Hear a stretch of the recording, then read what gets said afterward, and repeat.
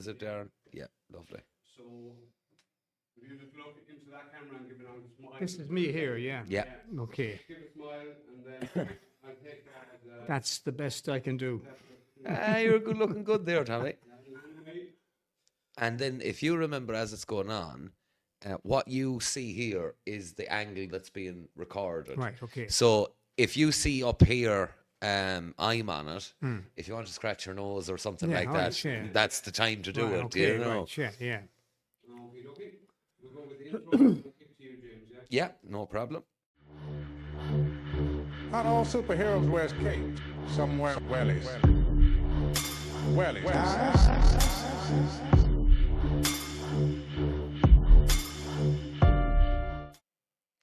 Hello, everyone, and welcome to the James Conway podcast. We have a tremendous guest with us this evening, a real upsurge in the quality, I think. He was found by Darren, an immensely interesting man, Tommy Cooke, from Ballina, who has worked in hospitality. He's been a publican, a restaurateur. He's been in management. He's an author. He's a poet. He has written and performed, I believe, 3 different plays. The Poet's Bear, a second play on Michael David called Let Justice Rise, Even Though the Heavens Fall. And now he's moved on to his 3rd play, which is a song for Palestine that I believe will be in the Ballina Arts Centre shortly. On the 4th and 5th of July. The 4th and 5th of July. So if anyone is interested, it'll be a very good play to attend, I'm sure. Well, we're so far away from Palestine, but we're so, I suppose, sad to see the devastation that's happening there. I was reading while I was going through the David Experience. I was reading that in 1847, the Choctaw Indians, having been displaced from their lands in America in the 1830s, they sent $170 at the time, money they didn't have, to a people in Ireland that they didn't know. They didn't know where Ireland was, and a people they would never meet, to try and help the situation, the famine situation in Ireland. And I thought, geez, if they could do that then, surely we could do something now, even though we're far away. And with great humility and the humblest of efforts, we'd be hopeful that the people will come out and support this. All the proceeds, every penny that is paid to go into it, will go, it's amazing, for water in Palestine. They have no water. Water is one of the sources of life. Yes. They have no water. They have no electricity. Their infrastructure, their homes, their hospitals are in ruins. Their families are being decimated in a great genocide of our time. And we have stood silently by for a variety of wars in the Western world in the last 30, 40, 50, 60 years. I think it was Jack Lynch that said we wouldn't stand idly by for the north of Ireland, but it would be a shame, a bitter shame, if the Irish people didn't come out and out of their silence and stand up. And this is wrong. This is something that I'm witnessing as well. You have 2 different political ideologies in Ireland.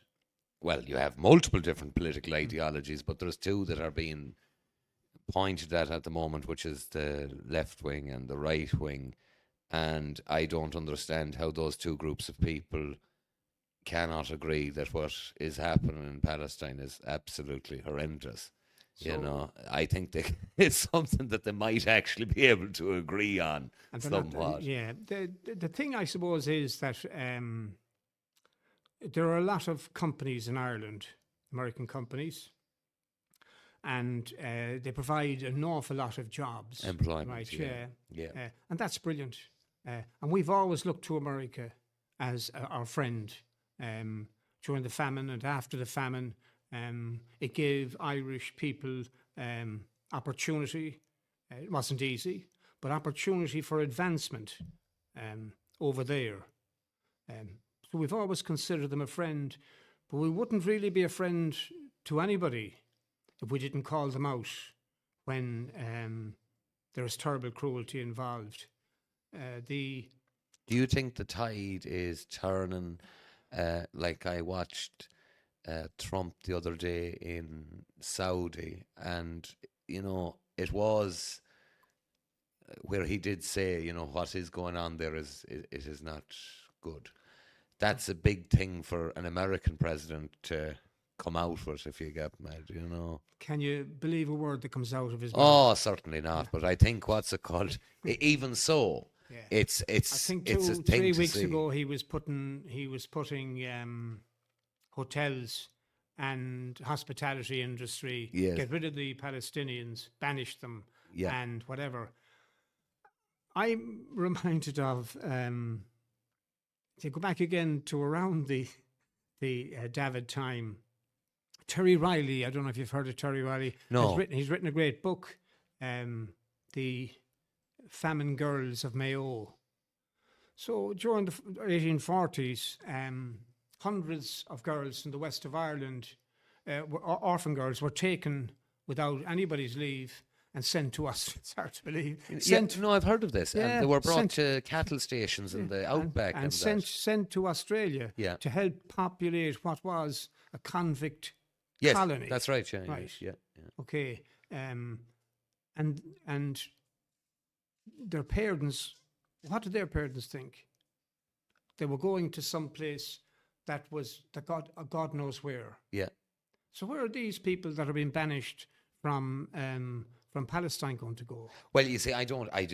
I'm just saying to God knows where. Do you know what I yes, mean? yeah. I really don't have much time for. And like I said to you before, America has been very good to my family. Yes. Okay, but we'd be foolish to have a look at these things and not to be able to say, are we in a sovereign country? Do people have the right to get up and speak? Is Ireland a sovereign country? We are. And God knows we pay dearly to be a sovereign country. Yes. So shouldn't we be able to get up and say, look, lads, no. If one of these countries had said to Hitler in 1938, Yes. 35, no, you cannot do that. Maybe millions of people could have been saved. Well, you see, that's the part of that history nobody wants to speak about. No, of course they don't. There was a lot of countries who were actually looking on with They did, quite a bit of yeah. admiration Yeah, and yeah. saying, "Oh, well, look at new roads." Look what and- he's done, yeah. Yeah. So we shouldn't be afraid to say it's wrong. And we shouldn't be afraid to say it's genocide, Yes. because that's what it is. But it's the same with the famine in Ireland. It was genocide of a Yeah. different nature, So- so it was. There isn't a greater sin on the planet than genocide. Yes. Why, in the name of God, in the first crusade, the Christian Catholic crusade, they went over, they killed, they raped, and they stole in the name of God. And in every war since, people have charged in the name of God. In the First World War, you had priests and parsons on one side sending them in, and you had priests and parsons on the other side sending them in. Do you know what I mean? There is no war is a futile, barbaric thing to way to solve our problems. If there is friction, it should create light and not heat. So if something happens, say like even in our own country now, like on Mother's Day, 14 mothers went to Dublin and protested, were about to hand in a letter to the Taoiseach. And without somebody coming along and saying, look, we'll sort this out, whatever else we'll do, the Taoiseach isn't here, but we'll get the Taoiseach secretary out to take it and she'll personally hand it to him. Yes. It ended up with 14 mothers and something like 30 Garda ushering them into cars to get them off to, and then being searched, not as brutally as somebody said, but searched. What were they searching for? Yes. These women weren't criminals. They weren't a threat to our peace. No. They have a right to protest. I think that sometimes there are protocols and stuff like that. We have this is what we do, but there's sometimes a bit of nous in that kind of a situation to dampen a bit of high spirits is better than all the protocols. Yes. Yeah. Yeah. So and that turns very quickly then can turn into if you remember in during the Vietnam War, young protesters were shot by American soldiers. That's correct. Yeah. So it's terrible things can happen when we lose our focus on what needs to be done. But I Okay. think people forget as well, and we'll say the period of the Troubles in the North predominantly started with the shooting of people at a civil rights march. Yeah. And I look at some of the protests now and how they are handled by the state. And I do worry that one day something could happen and there could be a heavy hand applied. It could. And all of a sudden what you're doing is instigating an awful lot of people to despise the state for coming down on them very hard. Well, I'd be a great admirer of the Garda Síochána. I'd be a great admirer because of my experience with the Garda Síochána. You know what I mean? Yes. I'd be a great admirer of the young men and women who go into the Garda Síochána because when I was a young fella, a light on your bike, somebody making a bit of whiskey, whatever, right? You know, Yeah. that was the size of it. But the width and depth now of the law, Yeah. and it comes at a situation like that, Yeah. and some of these fellas are by themselves when these situations arise, and you don't know what you're dealing with. I have a friend of mine. We were involved in a project in Ballina, the Tony Golden Community Park. So we're building a community. This guard that was shot, my wife had taught him in national school, and he was shot doing his duty, taking a mother and a child away from an abrasive situation, a family situation, shot in the back, and we were building a community centre in his name. We wanted something to be. We didn't want it to go away. Do you know what I mean? Yeah. There were 82 or 83 guards shot since the foundation of the state. We didn't want it to go away without something being left in his memory. So we cycled from Mizzen to Malin Head. I was not a young man at the time, or said 35 of us. I'd say there was 15, 16 Gardaí. Yeah. And we raised. So we had a kind of a plan. We had to have the money in to buy the land on a certain date. It was a lot of money. Yeah. But we got it, and we bought the land, 10 acres, nearly in the middle of Ballina. So expensive land. And it's in progress now, planning permission, and it's going to be used by the Kilmore Moy ladies. It's going to give them a home. The Kilmore Moy Ladies Gaelic Football Club. Okay. They'll be the first ladies Gaelic football club in the 32 counties of Ireland to have their own specific Oh, very grounds and clubhouse. good. That's progress. It is progress. So, So on the note of the Gardaí, though, and you says from your experience, has Ireland changed in some degree? Like, I look at Harris as the commissioner of the Gardaí. right. He doesn't have the support of his Gardaí, and I think under his leadership, we'll say, there's been a lot of situations where they have been used as the heavy hand of the state in cases that, I don't think Gardaí should be involved in. So we had a podcast with a family that had a person who was arrested for the eviction case in Strokestown. Right.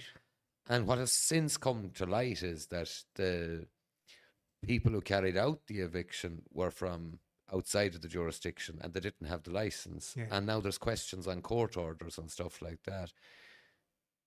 I go back to where I grew up in Ballina in the 90s and 2000s, and to us, the Gardaí were not seen as imposers of the law, if you get me. They were kind of, like, our thing with them was if you had a large funeral, they would direct the traffic. They would, yeah.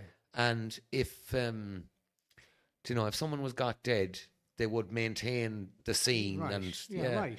Whereas now, when you have situations like evictions taking place, and I understand they're there to prevent civil unrest or that. Yeah, right, yeah. I think on the training perspective, they need to be trained to be told, listen, we're not imposing this. We're simply Right. observing that there isn't civil disorder. Do you know? And they're obliged to follow, like the military, they're obliged to follow orders. Yeah. Can I tell you a little story? I was chairman of Ballina Town Soccer Club for three and a half years. We were building a clubhouse. It's built now, built in time and in budget. And we were next door. It's a fantastic facility. I don't know if you know it now. The Ballina Athletic Club, Ballina Town Football Club. Okay. And the whole thing that Sergeant Cyril Collins, who's passed away, was involved in Balik. Okay. It's hard to find it anywhere. It's brilliant. But the people from the athletic club, we had spent a fortune doing yourself a soccer pitch, doing it, sanding it, getting it ready for the season. And in the middle of winter, they were running, and they had to run around a long circuit. They were running over it. Okay. So we thought, geez, they could run. We said, we'll get them to run around us. So we put down stakes. So they'd have to run. They couldn't run on the pitch. And the people involved in the athletic rang the council and said, well, it was all council ground, and said, so the lady in charge said that we had to take them down. So she sent down 3 or 4 lads that I know very well that were working for the council. And I said, you can't knock those things. Well, I said, we were told to take them down. I said, well, you won't take them down. And they said, well, if you say we won't take them down, he said, we're not getting into a fight over it, like we're only working for the council. And then 2 guards arrived. And I was sitting there. And I was going over to them, and I was kind of a bit annoyed. And I was walking towards him, and he put his hand up like that. He said, we're only here to observe. She rung them as well. So they nearly have an impossible task. They're a young Gardaí. They wouldn't have the experience. Say, all the Gardaí that I knew seemed to be very old when I was a younger fella. Do you know what I mean? Yes. And the difficulty then of doing the job that they're doing is the only person in a court who's not represented by a solicitor or a barrister is the guard. Well, let me put this to you, because that's an interesting point on the age. Is it appropriate that someone of an age where they're freshly out of school can go for a job like that? Because I look back on myself when I was 18 or 19. Yeah. I had very little in the line of life experience. Right. And, I've had several occasions in my life where I've gotten a bit of a fight or that. Right, and yeah. when you look back, when you're older, you're like, I shouldn't have done that. I should have handled that situation differently. Would there not be something to be said to say, yes, we'll recruit, but you must be a minimum of this age, that you've had that life experience? Yeah. Well, maybe, but I'd say what the people who are I don't know if it ever crossed your mind to become a guard. No. It certainly never crossed mine, and it's a tough old life. It's a tough old life in the regulation that's around it in general, but also in the regulation that's around it in the hierarchy of it. Do you know what I Yes. mean? You're always being told what to do, where to go, how to act. Do you know Yeah. all that kind of stuff? So it's a difficult job. It's like a lot of stuff. Are there problems? There are problems in the country, but we have a great country. Do you know Yes. what I mean? People would say there are people who are living in the fillet of comfort, but their nature is to give out. Yes. There are people who have nothing, who Yeah. are optimists and look out at the good side of life. Do you know what I mean? My experience is getting back to what we were talking about.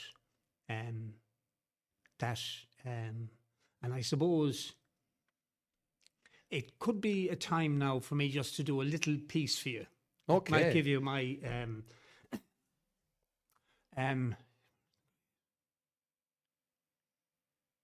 So this is a piece of poetry. yeah. You've heard of the great Thomas Clarke and the bold James Connolly and other great Irish heroes down through our history. Their stories fill our history books. They are honoured in verse and in song. But I will write a few words of respect here to John Morley, so brave and so strong. When I was a wee kitten, my dad would take me to see the great Mayo team of the 1960s with Jinking Joe and John Morley. Jinking Joe was the blade's edge, John Morley its steel and its strength.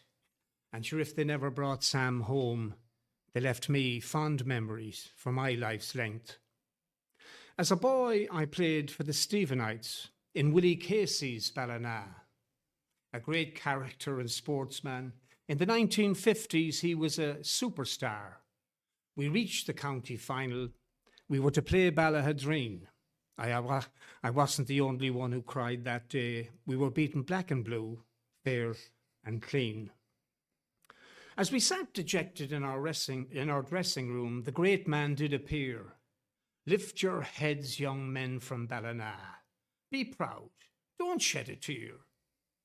And when I thought about it, what chance had we got? They were trained by the great John Morley, so never ever would be outfought.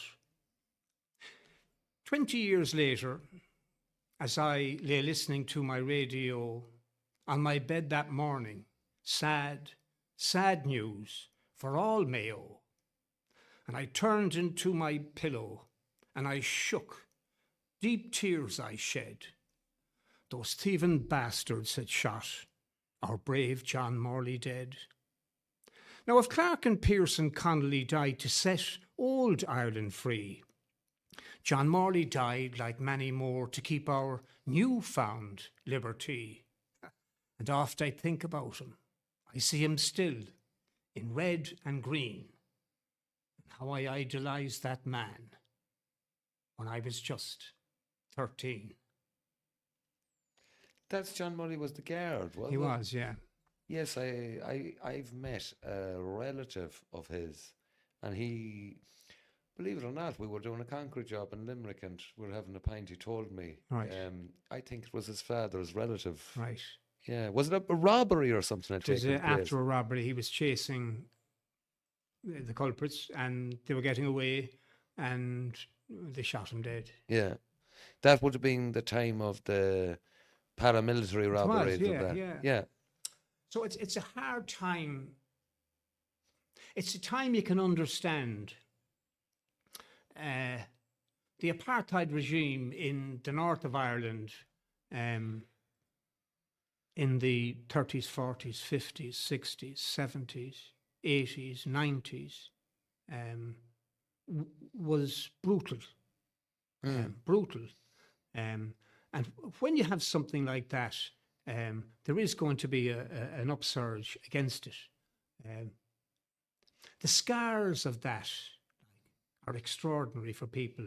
I mean, you're dealing with people in their lives who are going about their business. They have somebody involved in something like that, and they're shot dead, or they shoot somebody dead.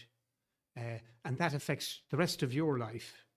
Do you know what I mean? But do you know on the point there in the poem you read out and the notice the thieving bastards or that, is it not a case that they would have been men under orders for what they believed was the removal of a foreign power from their country? They came to another part of the country where, you know, it has to be said, the same things were not going on. They were, you know, if you take the North, you know, the money for the resistance had to be got somewhere.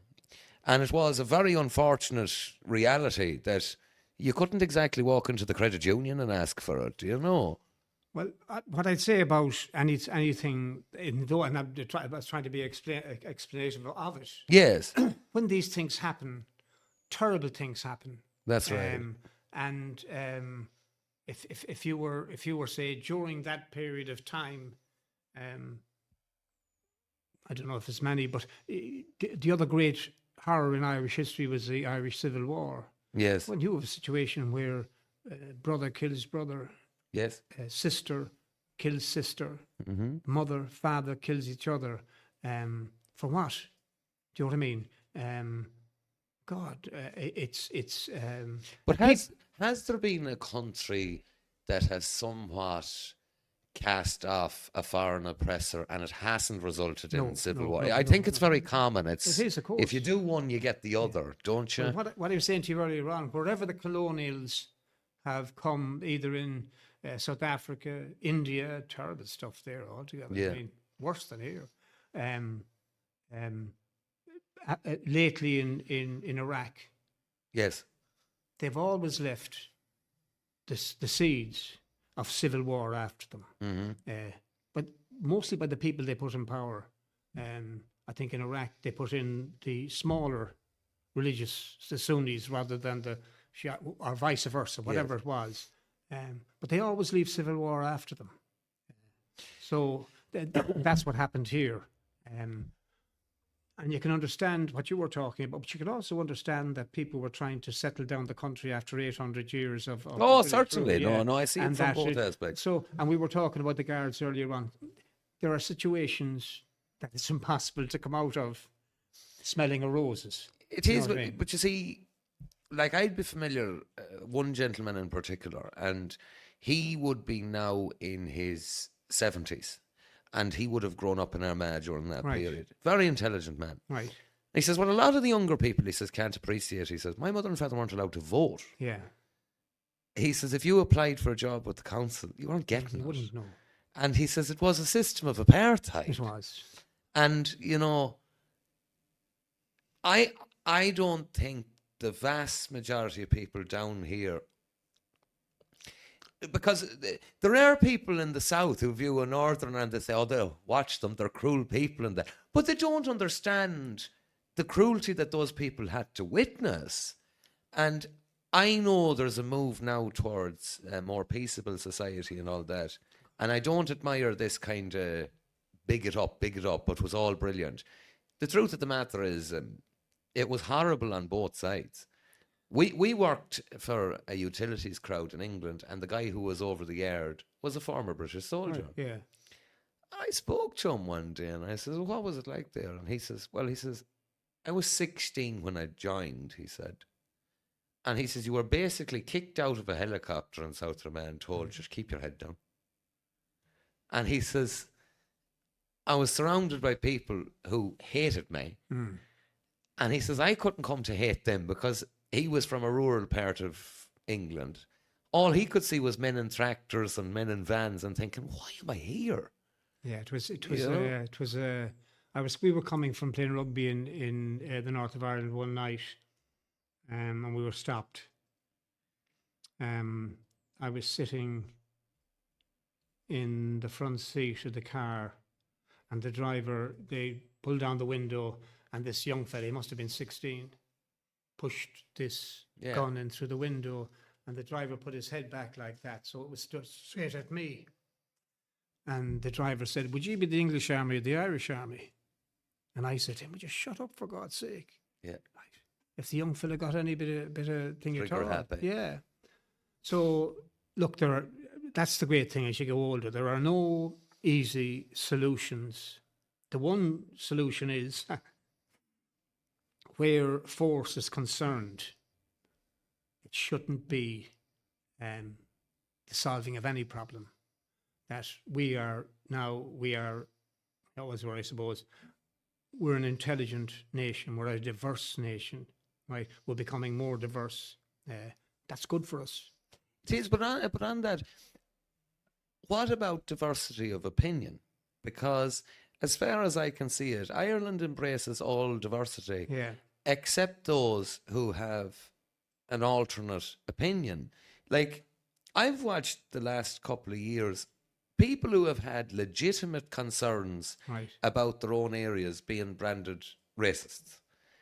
And a lot of these people have lived in England or America or Right, Australia. okay. They're not racist. It's just that they are legitimately concerned about perhaps there's one hotel left in the village. Right. And that's where they went for Sunday dinner, and the leisure centre was in Right. it. And Now it's gone. now it's gone. And if they're to put their hand up and say, well, hold on a second, I took out a mortgage and moved to this area, and that was actually a rather large part of my decision. Right. And that's been stripped away. The government comes, and you know, all the parties have been guilty of this. Fine Gael, Fianna Fáil, Sinn Féin, they've all been guilty of this. They've said, well, that's racist. Do you know, if you're taking away diversity of opinion, Yeah. that's not good. Yeah, no, I think it's the expression of it sometimes.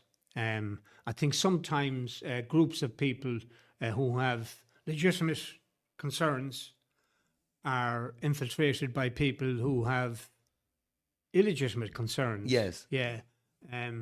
We discussed this earlier on. I think the government made a massive mistake at the start of the immigration situation, the latest one. Yes. I think in leasing the situation out to private companies, Yes. they made a massive mistake Because they'd be concentrated on profit. And didn't engage with the communities these people were coming into. Like, Yeah. a lot of people would have said, "Yeah, we'd love to see them coming. When are they coming? And we'll support what's happening." But on the far side of the coin, then, when nobody was told, as in men, women, what's happening here, all this kind of stuff, then people's first thing was, "Hold on there a second. We should be. This is a decision for our community, not a decision for a company. We should be involved. We should be engaged. We should be included in the running of this." Okay, and that for a lot of things didn't happen, and people a lot of times will take out the worst scenario they can out of a situation, and the meetings were held and TD stood up. We elected those TDs to go into Dáil Éireann and to run this country. We didn't elect them for something like this to happen, right? Yeah. And them not to take on the responsibility of it. They'd say, well, what do we know about it? Well, what do these leasing companies they leased to know about it? They know nothing. Because if they'd known anything, they would have engaged the people in the situations, got them involved, either by a cent, a few bob, whatever, a FOSS scheme, whatever it would do, right? And a big part of it was, we're the Irish. We need to make these people feel welcome. Well, who's going to make them feel welcome if not the community that they're going into? But doesn't it show, if you make something a taboo subject, then the only people who are speaking are the ones who have nothing to lose? So I look at Ballina, and it became a taboo subject. So all of a sudden, the business people couldn't talk about it because they didn't want to alter their business left or right, we'll say. The politician didn't want to touch it because it was so polarised that they says, well, both sides vote. So if I take a kind of a step back. So then what you wind up is the extremes of both ends arguing with each other. Yeah, right, yeah. You're right. And you know, if you go taboo, that's what you end up with. Yeah. It's like I done a podcast before we started up our own podcast. And up until that, most people would have said, well, that man is anti-immigrant. Yeah. And I went on my podcast and I made quite a case and I says, no, I've worked with immigrants all my life. Yeah. I'm not anti-immigrant. I don't like people trafficking. Yeah. And I don't like people profiting on the suffering of others. Right. And that's a totally different point to, oh, no, you just don't like foreigners. Yeah. No, I've worked with Muslims in meat factories. I've worked with Jamaicans. Right. I have never had an issue with them. My issue is if you take a small rural village and you have very few facilities left, and we have to be honest, an awful lot of our younger people are leaving. Yeah. And how can I encourage someone to stay in an area and then say, oh, and by the way, there's no shop now, there's no facilities. Oh, and the last thing we had, that hotel or that, well, you can't go there anywhere now because it's a refugee centre. So it was a badly handled. It was badly handled by the government. I think it should have been handled differently. I don't know that if it's been handled differently as we speak this evening. Yeah. If they've learned any lessons, I'm sure they have. But at the end of the day, we'll get back to what we talked about before. There are 50 million Americans who claim Irish heritage. Oh, certainly. So we would have sent enormous amounts there. They wouldn't have had it easy, but it gave them an opportunity when they'd no opportunity here. Yes. Right? And we should provide, and as we said before, one of my big problems with it is that the people who come here should be able to work, should be able to go out and do a day's work and get paid for it. In a lot of situations now, they cannot go. They're not allowed to go out. Well, sure, that's madness. Well, you see, I agree with you wholeheartedly. My thing with it is, if you give someone the opportunity to work, you give them the opportunity to integrate. You do. You give them the opportunity to become involved in the community, and it's not the whole other thing. So, like, one of the things when we were in England, because we were working, we met the English guys and they says, come around for a pint later or that. Right. And, you know, we were accepted into the community. Like myself and my friend, we were at a Jamaican wedding. Right. Do you know, we worked with the man, his daughter was getting married, and he says, "Just lads, do you want to call round to the wedding?" You allow integration in that fashion. But what I will say, and I don't think they're thinking about it, if you take a group of young men and say, oh, and by the way, you're not allowed to work, and you're staying in this room, and you're not allowed to seek other accommodation because this is, well, that's your prison. And then you take a young man and lock him up like that. Well, he's going to loiter around the area. And then you have the locality, the local community, who don't see these young men working. Yeah. They see them grouping together. Right. And you see, what it does is it's not conducive to integration. What it's conducive is the one community observing another community and thinking, oh, no, this isn't good. One of the great things that people would say about people is he's a great worker or she's a great worker. Yes, yeah. On the far side of the coin, there's the thing of, say, somebody who gets work, the respect that gives them for themselves. Yeah. To be able to say, well, we came here and we're delighted, but we're willing to work hard. And if you don't respect yourself, other people won't respect you. Well, let me put this one to you, and I've often contemplated this. And the government like to say that they're the accepting ones, and we promote diversity and all the rest of it. Well, the predominant population of Ukraine is white. They look similar to ourselves.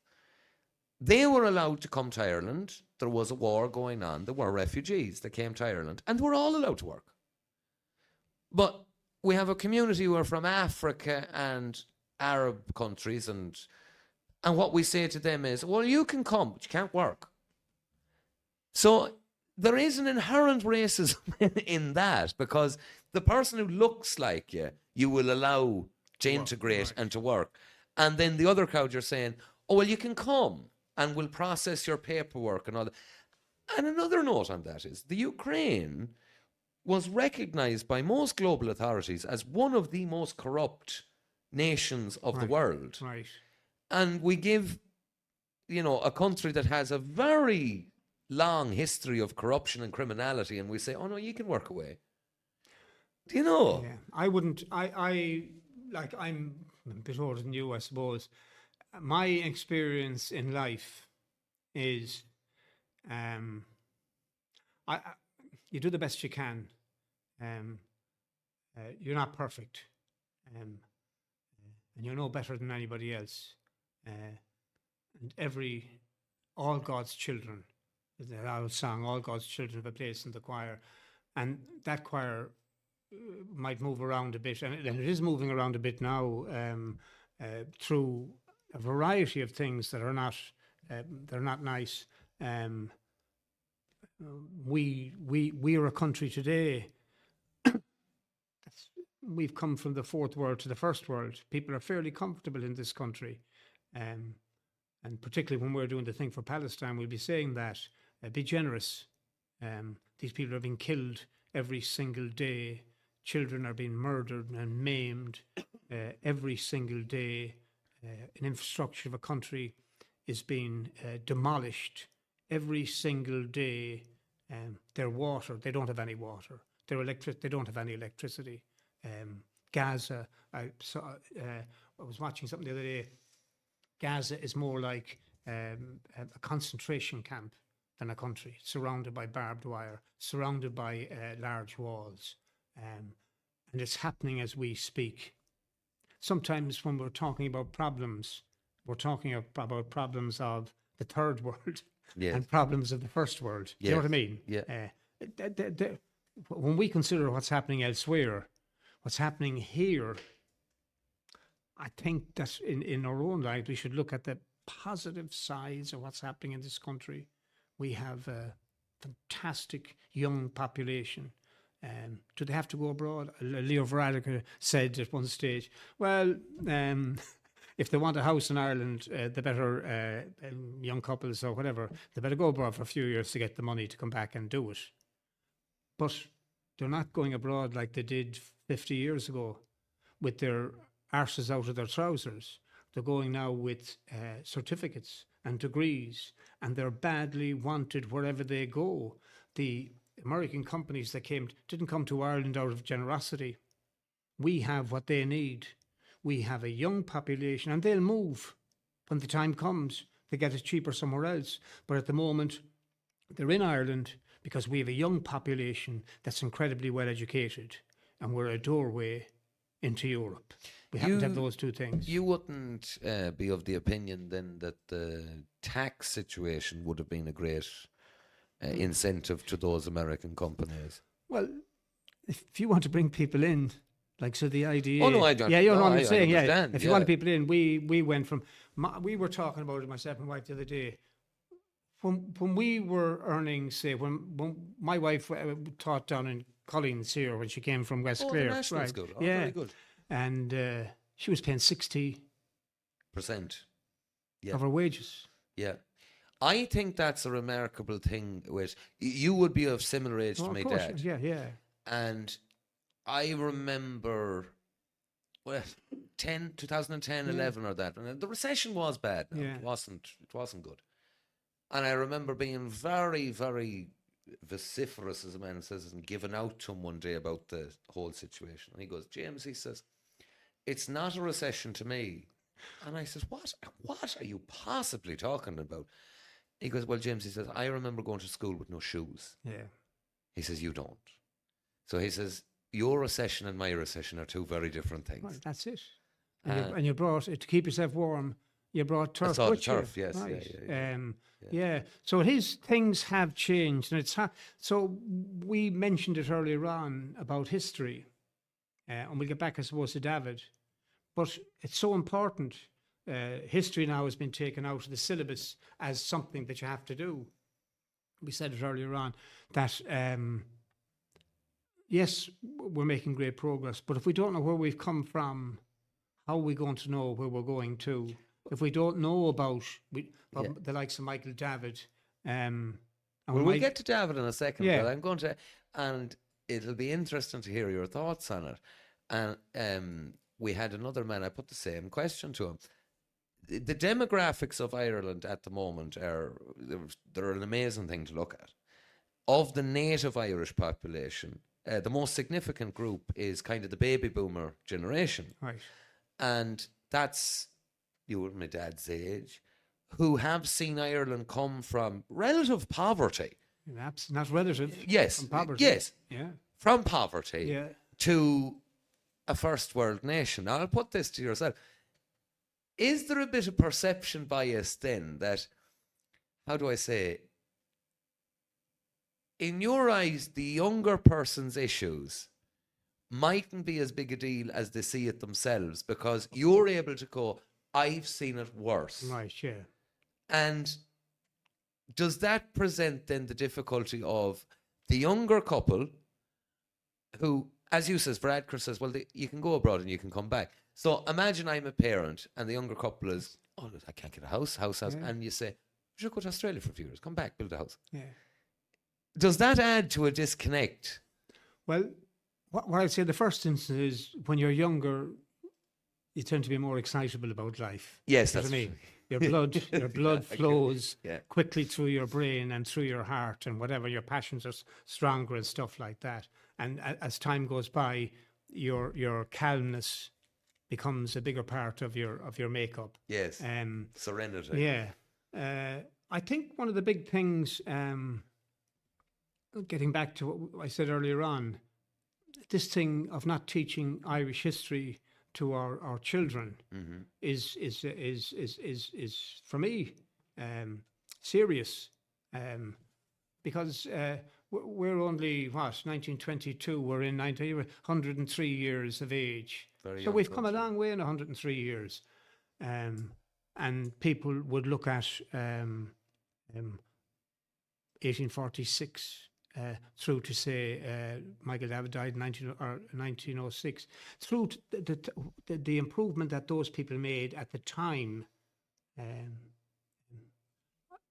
in their lives, which was, relatively speaking, doing the impossible, right? Taking on the British Empire without force. Well, talk us through that, because David was an incredible man. And we had Tom Moran here on Right. and he just alluded to it a little bit, but what a life. And a life that's not explained to Irish students or that, you No. know. David was born in 1846 in Straight in County Mayo. Yes. Right. At 5 years of age, he was, the family was evicted. They were to go to the workhouse in Swinford, but they wouldn't be allowed to keep the family together. The boys and girls would be separated. And David's mother, Catherine Keelty, great woman. Irish, we talked about the Irish mothers earlier on. What extraordinary debt every family owes to them. She decided no, she wouldn't let the family be broke up. And they walked to Dublin with the contrary donkey, her with the babe in arms, with no roads. Got the boat to Liverpool, and then they walked, children barefooted, 50 miles to Hazelingden, north of Manchester, where they settled with other Mayo refugees and eked out a scant existence. At 9 years of age, Michael David got work in the local cotton mills, pretending to be 13 years of age. 4 years later, he lost his arm in an industrial accident. His mother, Catherine Keelty David, was advised by the medical profession at the time to let him die rather than to live the life of a cripple. This brave woman went along and asked a man called John Dean, an Englishman, could he do anything for them? So Michael David was sent back to school, to a Methodist school, right, in Hazelingden, through the efforts of this Englishman, right, and was there for 4 or 5 years. He got work then with a man called Henry Cockcroft in his post office and printing works. And many times during his life, he wrote or spoke with great love for that man, and for the kindness and generosity of the ordinary working class English people who he encountered, who didn't benefit from landlordism in Ireland. So he was growing up, he was going into the library in Haslingden, and that's where he first read about the history of Ireland. In growing up, obviously he was in an Irish area. He would have joined the IRA or the IRB at 19 years of age. And he was a very able man, obviously, in his life. He worked his way up to be the chief arms buyer for the IRA in England and Scotland by the time he was 25. He was caught in What years will we be talking about at we'd this be stage talking now? about, he was born in 46, 66, 73, 74, no, early 1870s, 69. So he was caught and he was found guilty, and he was sent for 15 years penal servitude. Now, in Millbank prison, where he went first, he was in a cell. He was 6'1". He was in a cell that was 5'9", so he couldn't stand up. He lost an inch in height. He was terrible food, and he was given the job of yucca picking, which meant really that there were these old ropes from the ships of the time, they were big, right?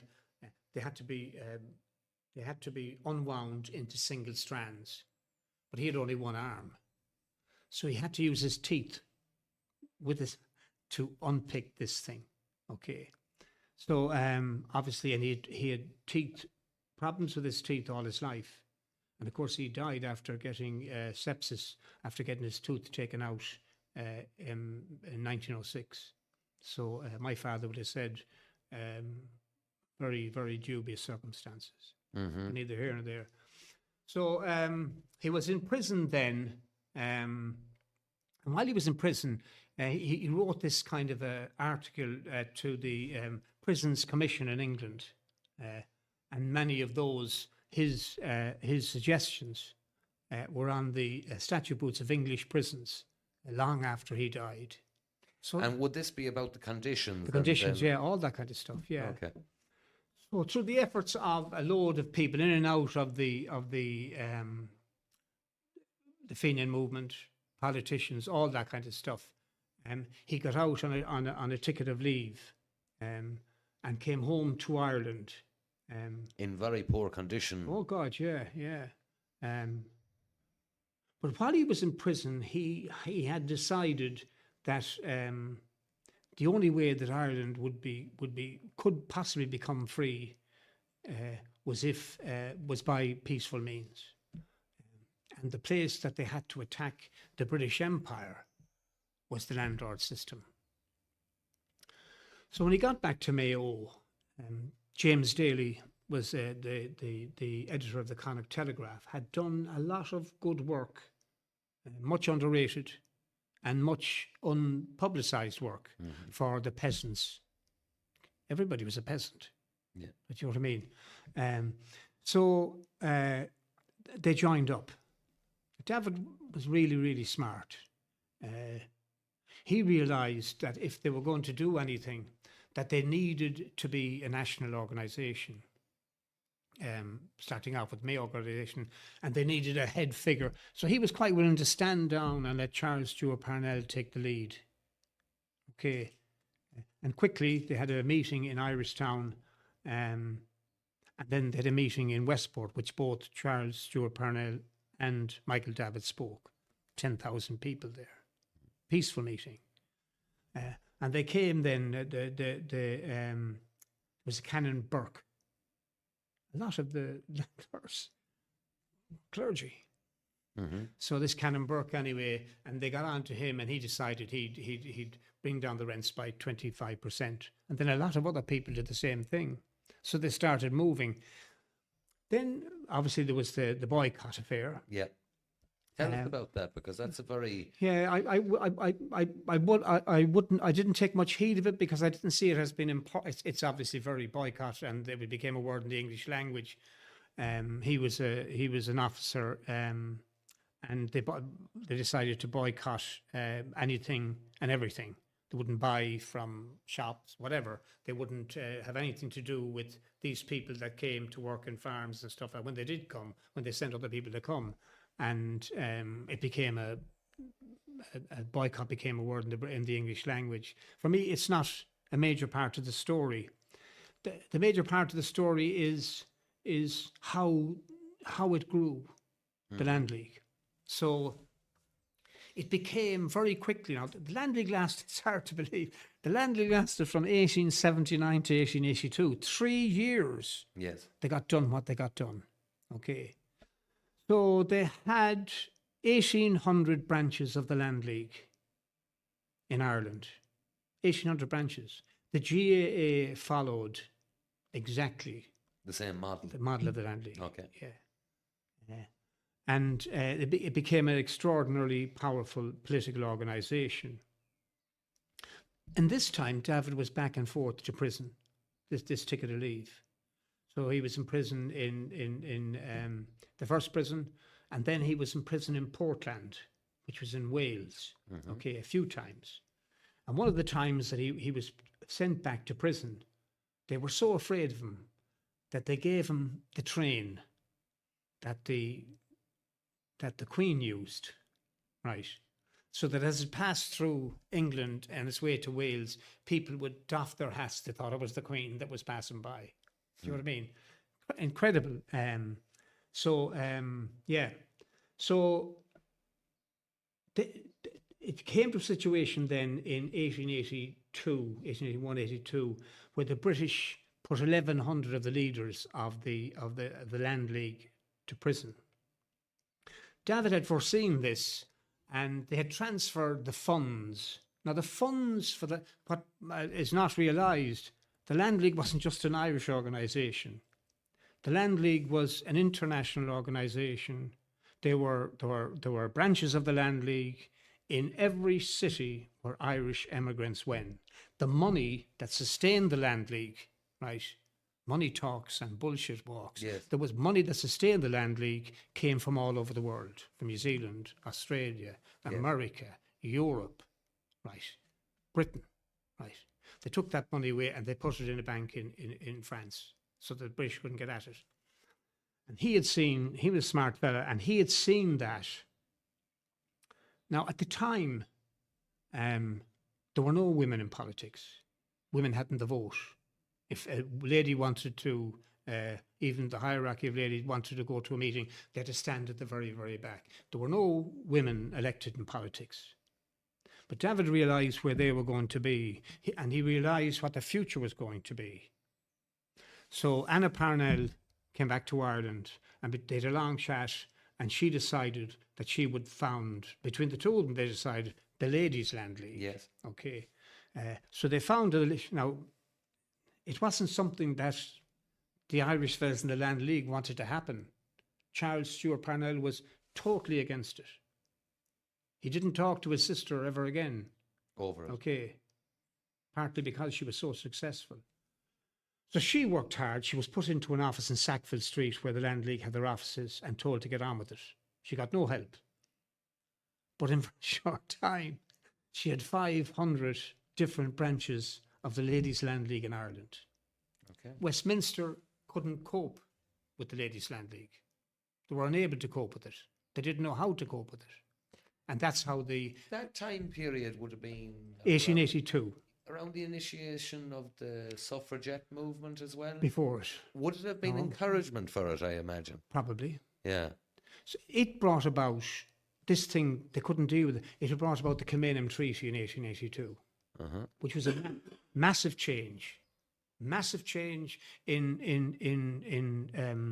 us being here today. It was the first 2 or 3 steps up the stairway to our liberty.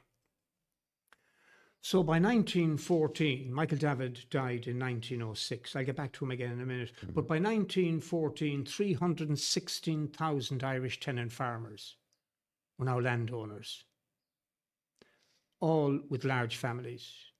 In fact, those 316,000 Irish tenant farmers made up over half the population, and their families made up over half the population of Ireland. The Land League and the Ladies' Land League were pivotal in us becoming a republic. Michael David, the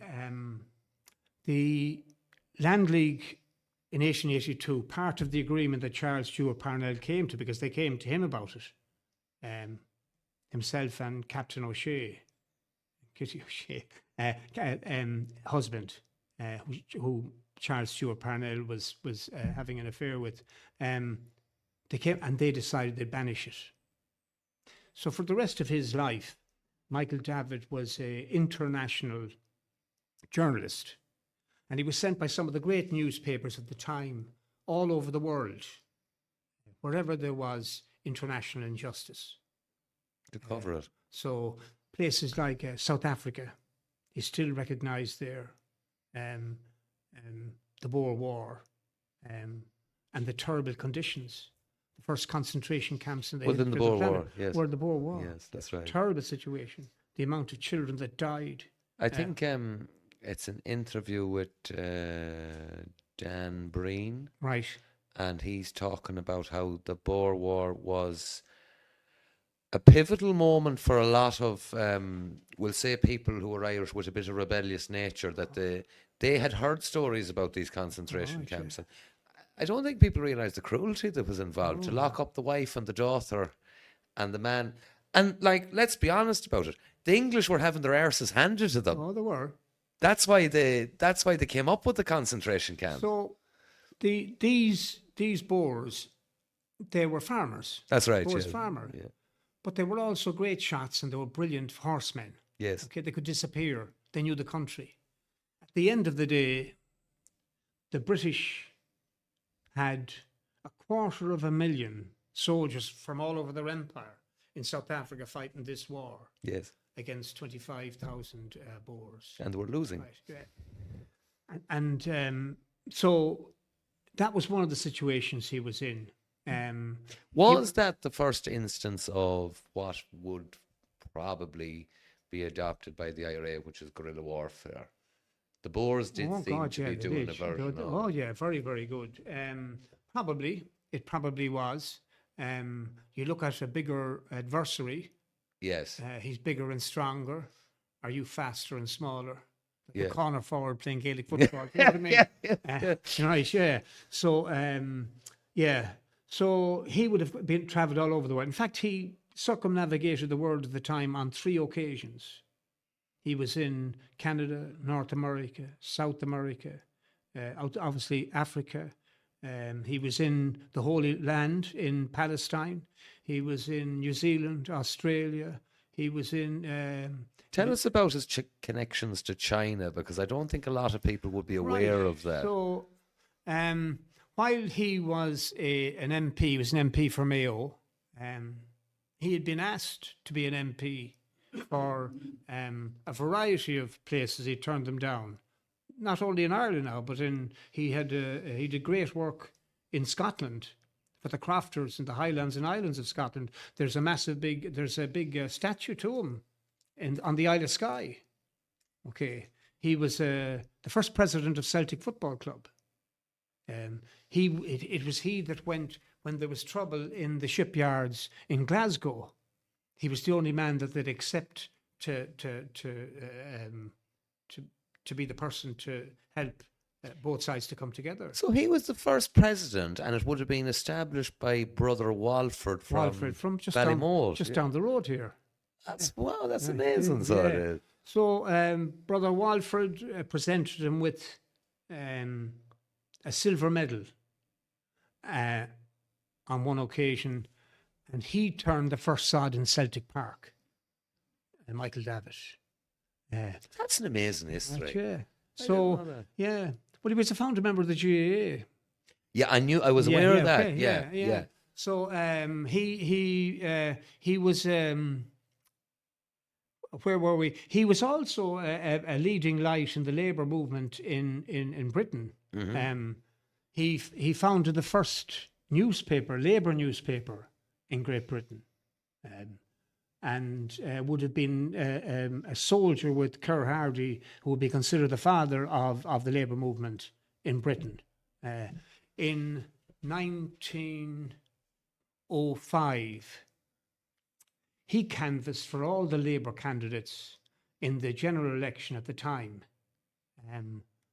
when Labour was just a fledgling movement, and like right across Scotland, England, and Wales, all by train. There was no whatever else, and their membership in the House of Commons went from 6 to 46. He died in 1906, shortly afterwards. But there was a Labour government in power in Westminster by 1922. Was it that soon after? Now, so it's his involvement with. So you asked me about his involvement with Dr. Sun Yat-sen. Yes, the Chinese yeah. connection, as the man says. Yes. So he would have been involved with most of the leading figures across the world at the time. What do you call him? The President of the United States at the time. He ended up giving him 2 of these, what do you call, blackthorn sticks. Oh, yes. They laugh about it, yeah. Yeah. But he was involved with Dr. Sun Yat-sen, was a persona non grata to the British Empire, and was banned from Hong Kong at the time.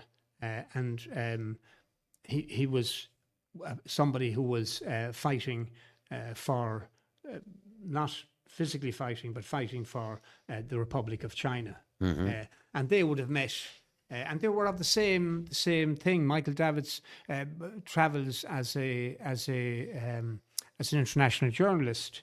He would have been one of the first to expose the treatment of Indians in the United States. If we get back again to I don't know if we mentioned the Choctaw Indians. Yes, you did. We Yeah, did, yes. yeah, So, yeah. In the United States, the indigenous peoples of Australia and New Zealand. Now, there's another point that has to be made on that, and I have often contemplated it. The migration of the Irish people to America, I refer to it as the genocide, and in my opinion, it was a genocide. But there were a lot of Irish people who arrived in New York who signed up to the army and then went ahead on throwing people off their land after coming from a country where they had no real claim to their own land. And I think it's a big question. It's a hard question. It is. Because there's a monument in well, it wouldn't be my local, I'd be from Ballycarra originally. But if you go into Ballymount, there's a monument to the Irish regiments in the American army and the cavalry and that. And it does beg the question as to say, well, did you really leave a country where you felt the landlords fished on the back of your neck and then say, well, listen, new country, new rules? I think at the time they called it the Wild West. That's right, yeah. And that's what it was. It was wild. If you consider that the most people killed, most American killed in any war was in the American Civil War. Yes. Right. Another thing, if you consider that the first president of the United States was English. Yes, that's right. Right. So it wasn't as if it was individuals.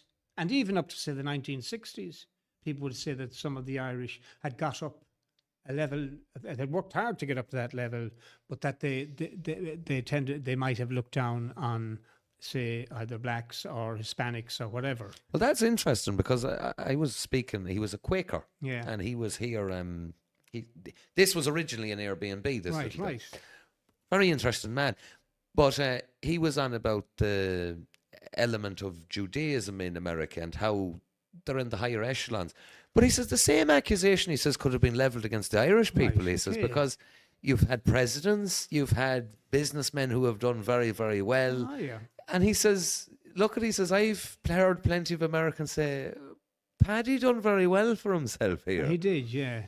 Look, there are good and bad people everywhere. Yes. And I'm sure that we were talking about, say, the Ukrainians coming, or say, in the future, Palestinians coming to Ireland. Do you think there will be a mass movement? Or do you think it'll be a trickle? Or what's your I think viewpoint? what's going to happen is going to happen very soon. Yes. I think that America as a country cannot do what it did during the Vietnam War. It cannot have protests all over the place and try and hold them down. As soon as the body bags began to come back from Vietnam, like people, that's my son. What's Yes. he do?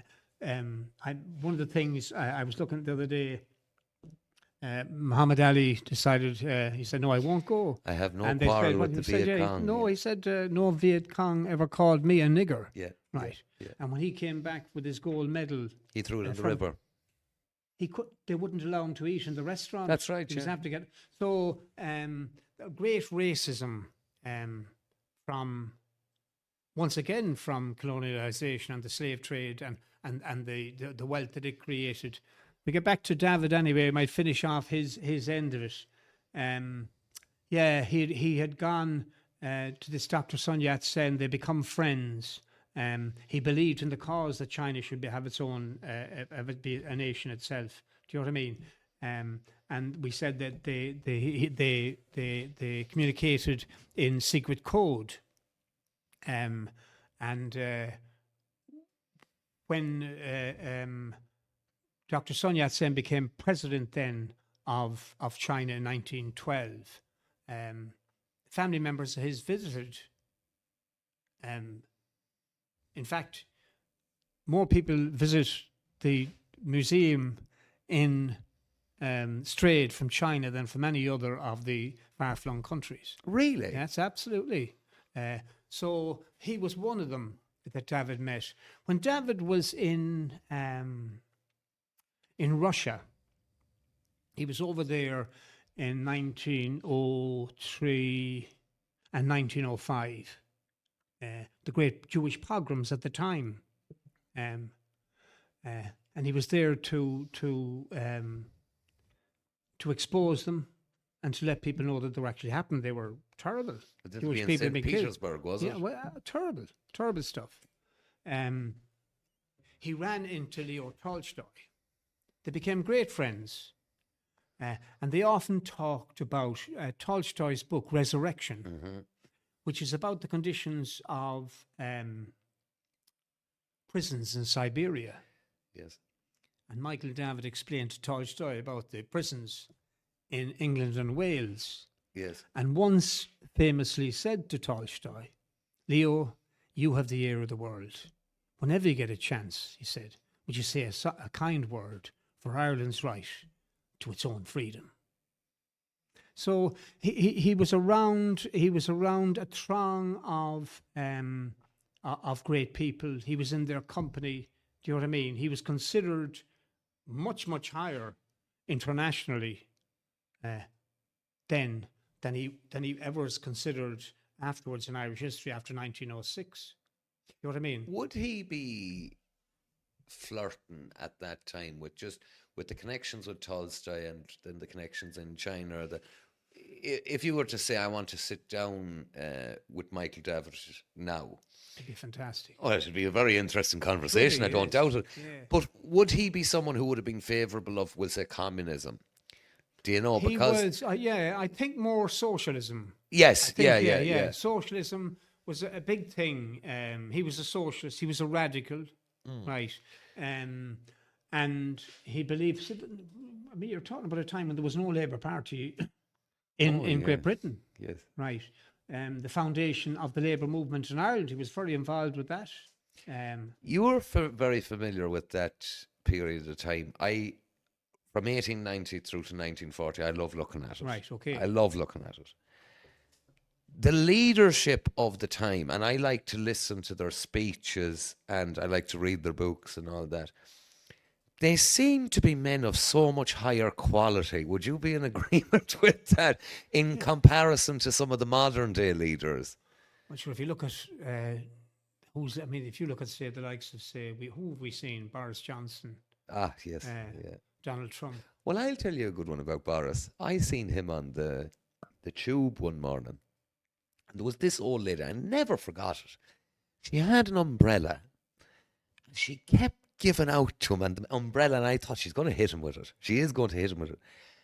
And he turned to her and he goes, "Madam, I am so sorry. Yeah. I will try to be better." And then walked off. 'Cause he was And I thought that's why they keep bloody voting for him. Yeah. He just takes it, Right. and he's a bit of a clown, and then he just says, "I'll try to be better," and he Yeah. walks off. It's the easiest way, isn't it? Somebody attacks you. Don't. Well, he didn't react. No, he that's what I'm didn't. saying. He Don't didn't attack counter you. her at Yeah. all. And So I suppose for me, the David thing became a passion then for us, and we had done the Michael David pageant for the festival the year I stepped down from the is it chair. the Salmon Festival, is it? Or Yeah, the yes, Salmon very Festival. good. There I stepped down as chairman. We did the Michael David pageant back in the Steve nights at night time. Yes. We had 300 or 400 people in the pageant, Mm-hmm. right? And it was about his life around the place. And then when I eventually retired, I decided I had written the other play. I decided the Poets Bar. I decided, I'm going to go have a go at that. So we decided we'd do it for something at the time. We did the Poets Bar for the project I was telling you about, the Anthony Golden Park. And we did that one for, I think, some pitches down in this new Culling School in the Canal Road in Ballina. It was a great get-together of people, and there were a variety of people involved in it. There were teachers, solicitors. They were amazed at their ignorance, and I say that kindly, Yes. of the life of Michael Davitt. They were amazed at the width, the depth of the life. And we talked about history there earlier on. If we don't know where we come from, if we don't know the heroes, the real heroes of our past, the people who brought us here, if people don't know who brought free education into this country, one man. He announced it. He was told he couldn't do it. He announced it in the Dáil, and they couldn't go back on it. And we have been the beneficiaries of that. And for time immemorial, the Irish people will be the beneficiaries of that. That every single child, if they want to, Yes, has should the have the opportunity. opportunity. Right. Now, it's not for everybody. And today, Is if there- you're an electrician or Yes. a plumber, you'll probably earn more money than some of the professionals, like if you're at your business. But let me put this thought to you. On the education front, we have never lived in a time where so much information is so easily accessible to people. Is there a danger in the modern age of education straying into the realms of indoctrination?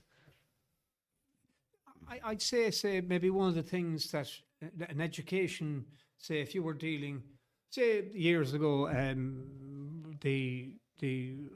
was taught by the Jesuits down in Limerick in Mungret, and they would say, "Give me a lad of 12 and have him for life." Do you know what I mean? That if you get people who are young, right, and that's how it's done.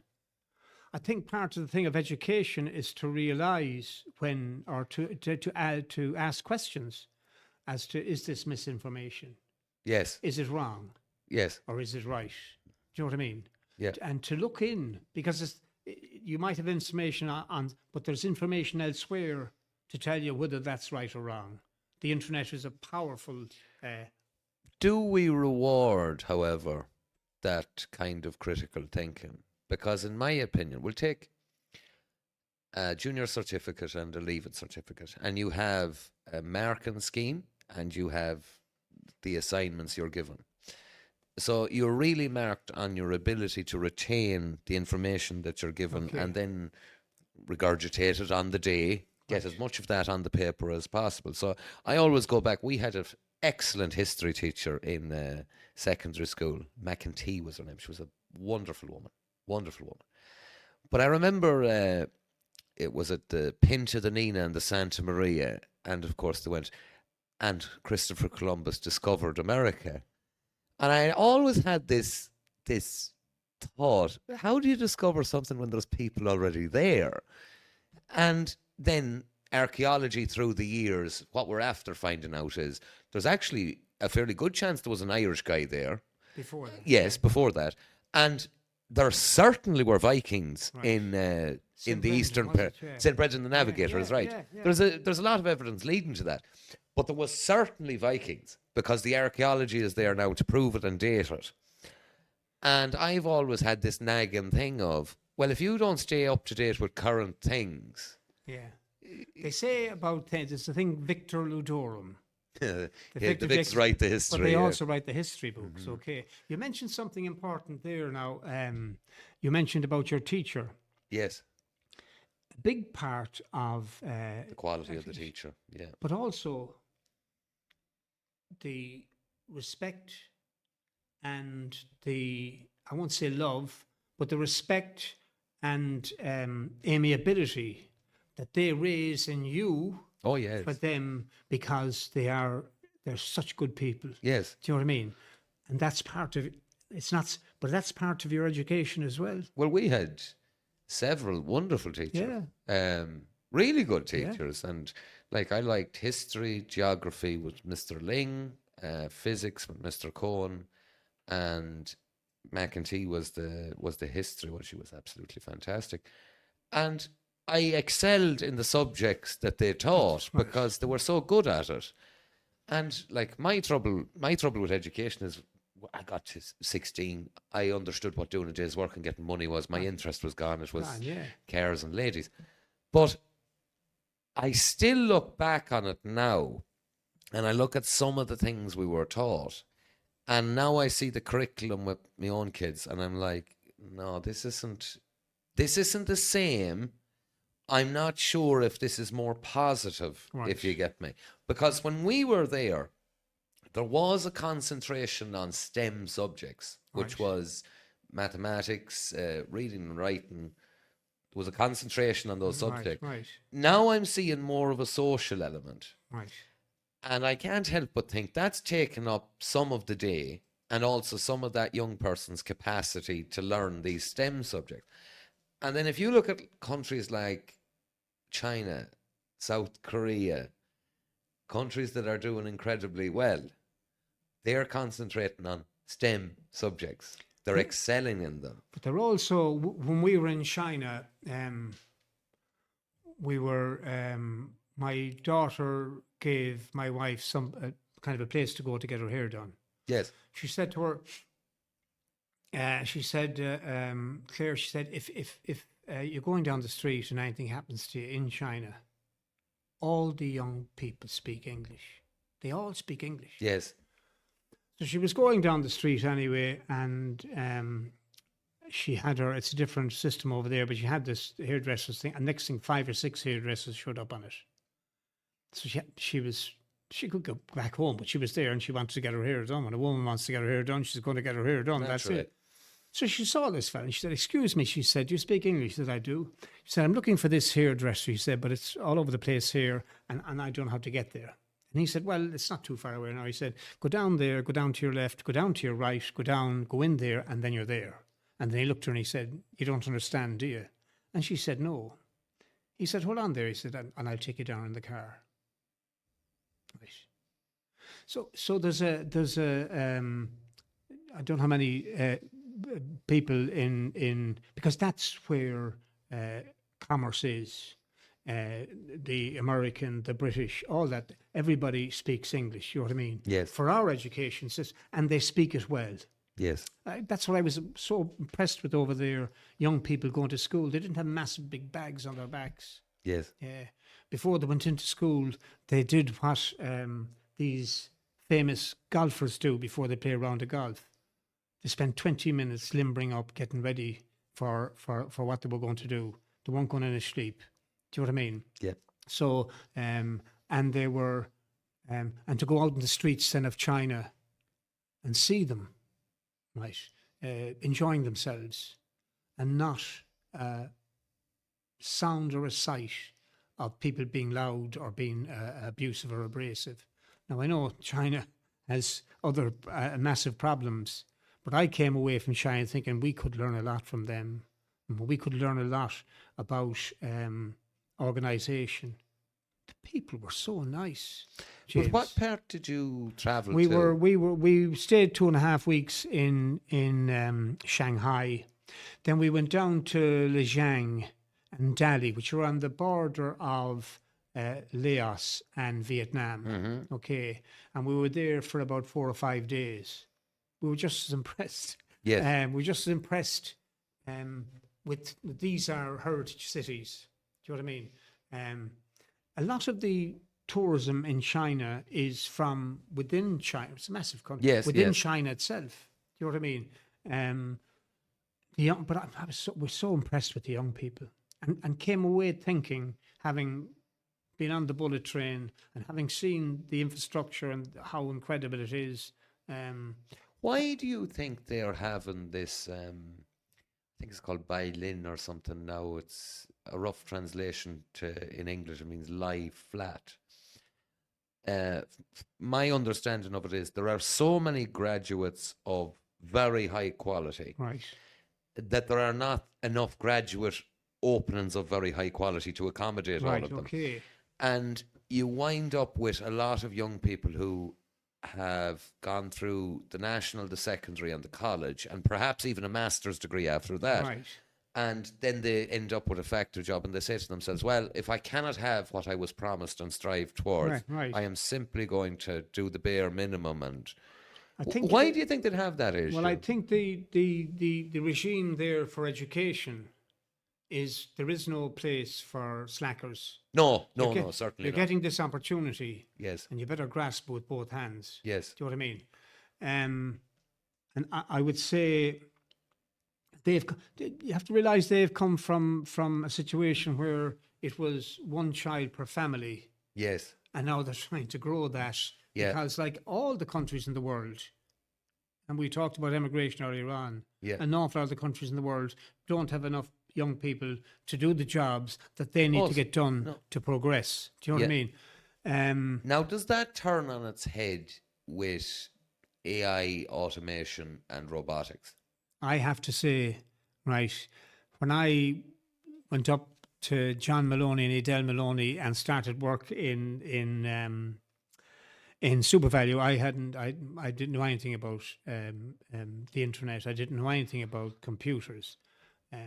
Computers are something that you learn about the stuff that you really want to know about. Yeah, It's enormous. yeah, But you pick the bits and pieces that you need to know to have to do in your life, okay, and you put your head down, and after a while you find, and I was an ignorant, it's not that hard. No, it's not that difficult. Right, No, okay. no. So, and you get this stuff and you start doing stuff like that. I started doing HACCP in the shop, and everything was on the computer. Yes. Yeah, training, everything. So, and I'd say that this maybe is something like that. I mean, I'm of an age now where I'm not going to ever know an awful lot about it, and it doesn't worry me that much. It might worry my daughter had a child there 2 weeks ago, Megan, Conal Thomas. My wife's name is O'Connell. Yes. Conal is the O'Connell, and Tomas. I insisted I be put in there somewhere. Great girl. I heard a serious quotation on it, a man who's far more intelligent than I am, but when he speaks, I listen to him, and Right. he says the trouble is, he says computers were complementary, AI is competitory. Right, Was yeah, it? yeah. And I thought, all right, I'm going to Okay, watch so this what more. do you- so I'd have to put up my hands and say no. I don't know an awful lot about it. But you're 100% correct on the replacement rate. Global replacement Yeah. rate is in terrible decline. So, it So is. there's a disbursement among in countries, say in Ireland, when we had nothing, Yes. with families of 12 and 14. Yes. We were a family of 8 Yeah. in Pearse Street. Yes. Family across the road, the Mordens, there was 14 of them. But it's a counterintuitive thing. As a country, and you can go back to all countries. You can actually go back to the Roman Empire Right. because, I think it was Augustus. He put a tax on single childless men Right. because it was becoming a problem. They simply weren't breeding. As a country becomes more wealthy and a better social system, you would think that people would want to have more children. But in actual fact, no. Can't afford them. Yeah. And Can't afford to educate them. yes. Well, we had children to emigrate them before. Yes. So there's places say. But if you think of it on a logical standpoint, let's say you are tenant farmer. Right. Okay, you have one child, and then the child gets to 6 or 7, and all of a sudden you're seeing the child picking weeds and being a bit of a help. You think, couple more of them are not a burden as such. When you get to a higher social strata, Yeah. and you're driving them to one recital and then another recital, and it's yeah. all money. Yeah, it's totally counterintuitive. Yeah. I think the thing with the big families was 50s, 40s was a time when maybe the Catholic Church was more powerful than it is now. Yes. Go forth and Yeah, multiply. there was no such thing as condoms and stuff like that.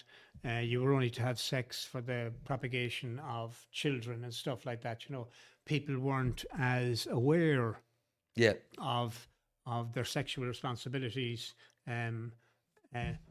Places, simple things.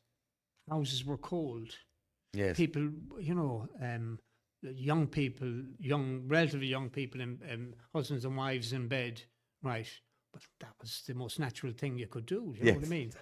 And they weren't aware of the chances of maybe, or women or men aware of the chances of, in this cycle or that cycle, that somebody would get pregnant. Well, that's a remarkable thought, because that's basically that central heating had an effect, and it did. Of course, Yeah. But it's the same.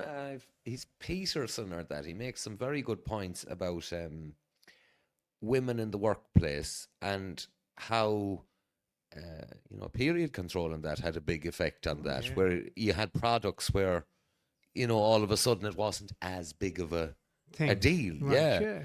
And even look at the ads now on the television, that kind of make me shudder a small bit.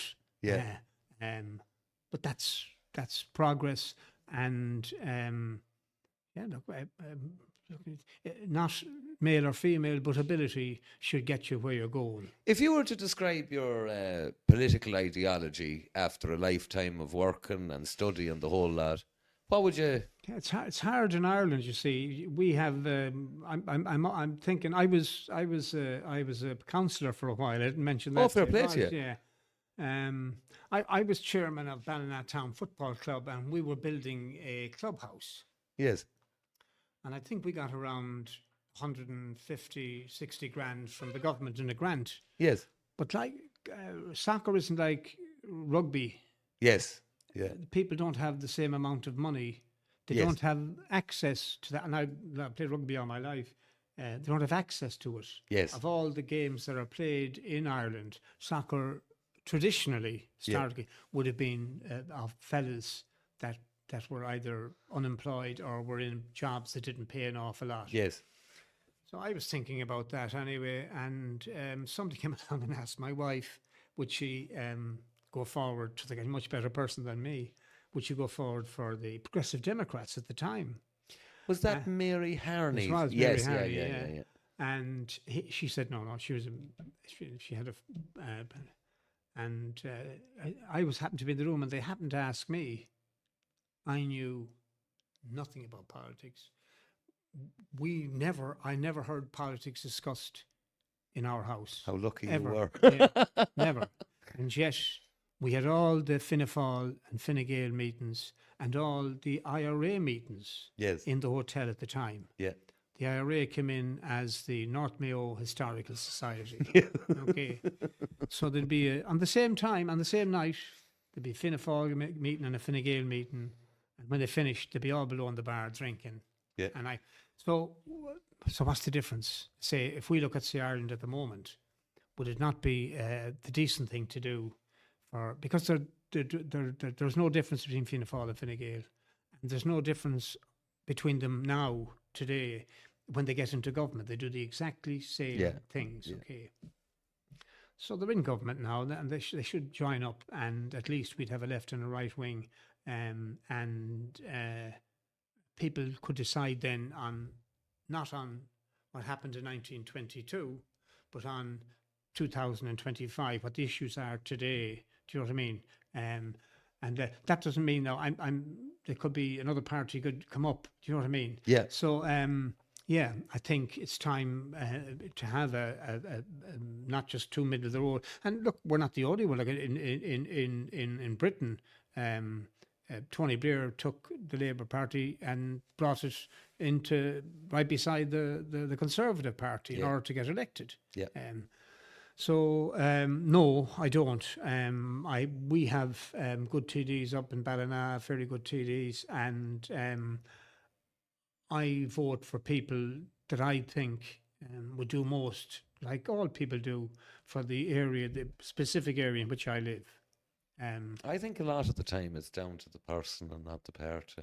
The ability, but also yeah. they're a lot of what they do. I mean, going to funerals and stuff like that is all right, and I know but where are you? Who are you listening to? What's happening? What effort are you making? A, B, and C. What's happening elsewhere in the county? How are they getting on? How are their TDs doing vis-a-vis our TD? Okay, and you're looking at a country whose TDs are now coming out of a young kind of professional politician, as against my daddy and my grandfather were TDs.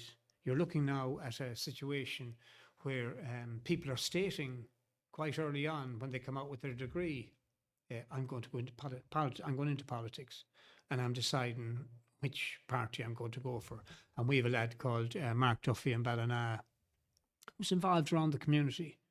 Good lad, well able to speak. He spoke when Joe Biden was at the cathedral in Ballina, and you're looking, he's young and he's progressive. Do you know what I mean?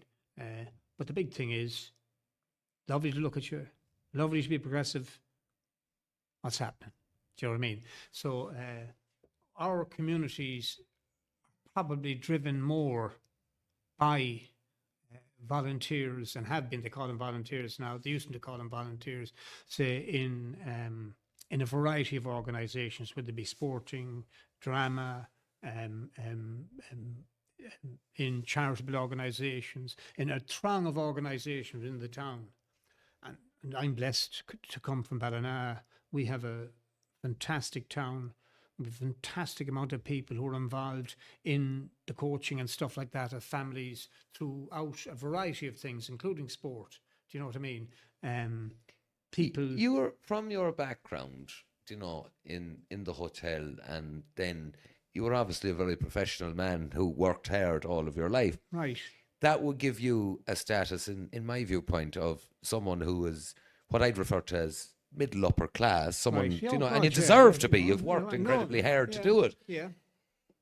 Is there a growing disparity between that socioeconomic class and perhaps what would formerly be known as the working class, which is unfortunately now a lot of the time the unemployed class, so it is.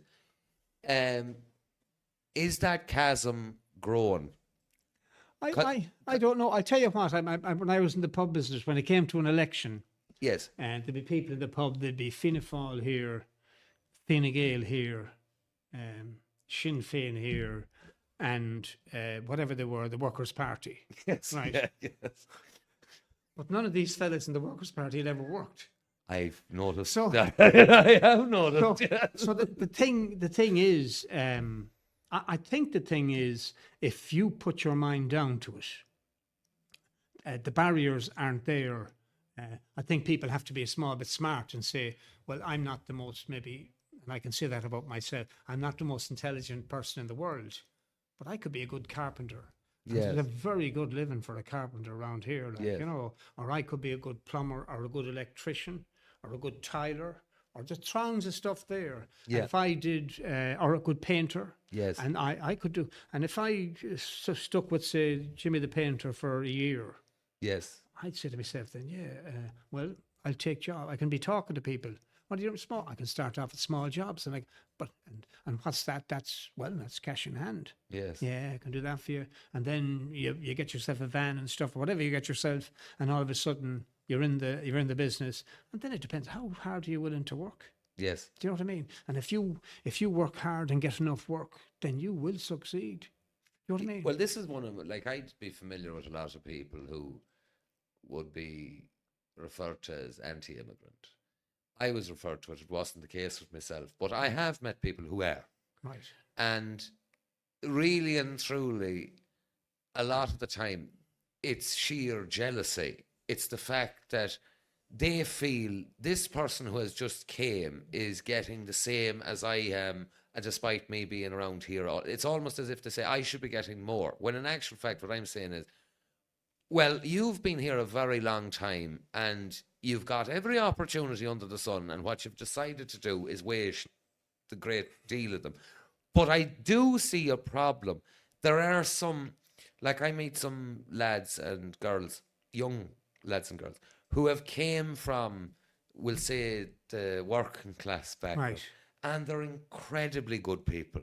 It's just that they've started with very little in the line of opportunity. They might have came from a household where mum and dad didn't care if you had done your homework or anything like that. And then they're lumbered in to the same group. And what I call the middle class, the better off, they don't want anything to do with them because they've came from this group. And there's no conversation, which is, like, I read Dostoevsky one time. Right. And he was on about when he was in prison. He was part of this reading circle, and then the Tsar got a little bit jittery about these intelligent men meeting up and having ideas. So they had a fake execution for him and sent him to a gulag. And he was not from the working class. He was from a relatively well-off family. He despised them. And it wasn't until he was in prison amongst them that he goes, oh, actually, I thought you were just a pig ignorant person, but there's a lot more going on there than I realised. And there's, like, that's my predominant worry at the moment in Ireland is you have one class of people who seem to be going ever more this way, and then another class who are going more that way. And I think there's a chasm in the middle where there's reasonable people who should be talking to each other, but because the subjects are being made taboo, they don't want to talk about them. Yeah, I'd say my wife is a principal school teacher. She just retired in a fantastic school in Ballina, College School, which is now more like a university than in the sense of the physical size, just a new school. One of the things that she'd have always have said to me is that when people were leaving, whatever their ability, Yes. yes, particularly with special needs people, Yes. before they went to secondary school, to open a door to make sure that where they were going, that they were going to be looked after, that these were maybe some idiosyncrasies that they had, to make sure that where they were going knew what her experience was. The other thing she would have said was, even when people are very, very young, to start opening the door to where they're going, not necessarily the specific place they're going, but to be able to see, and teachers to be able to see, somebody's quite good at this, somebody isn't, somebody's good at sport, so whatever. To look at those things and to be saying and also in national school, and for it to carry on secondary school, to give young people an ambition, to say to them, don't accept second best. You're going to be as good at the end of the day only if you put your mind down to it. Yes. You can be, I could have been someone, Yes. so could anyone. And you took my, no, they don't take your dreams from you. The only one who takes your dreams from you is you. But if you have to be aware that there's very young, and I was a worst student that you ever saw. Yes. Okay. But I eventually sorted things out. When I was 16 or 17, if I really try hard, am I going to be I don't know if I'm going to be a millionaire. I have no job.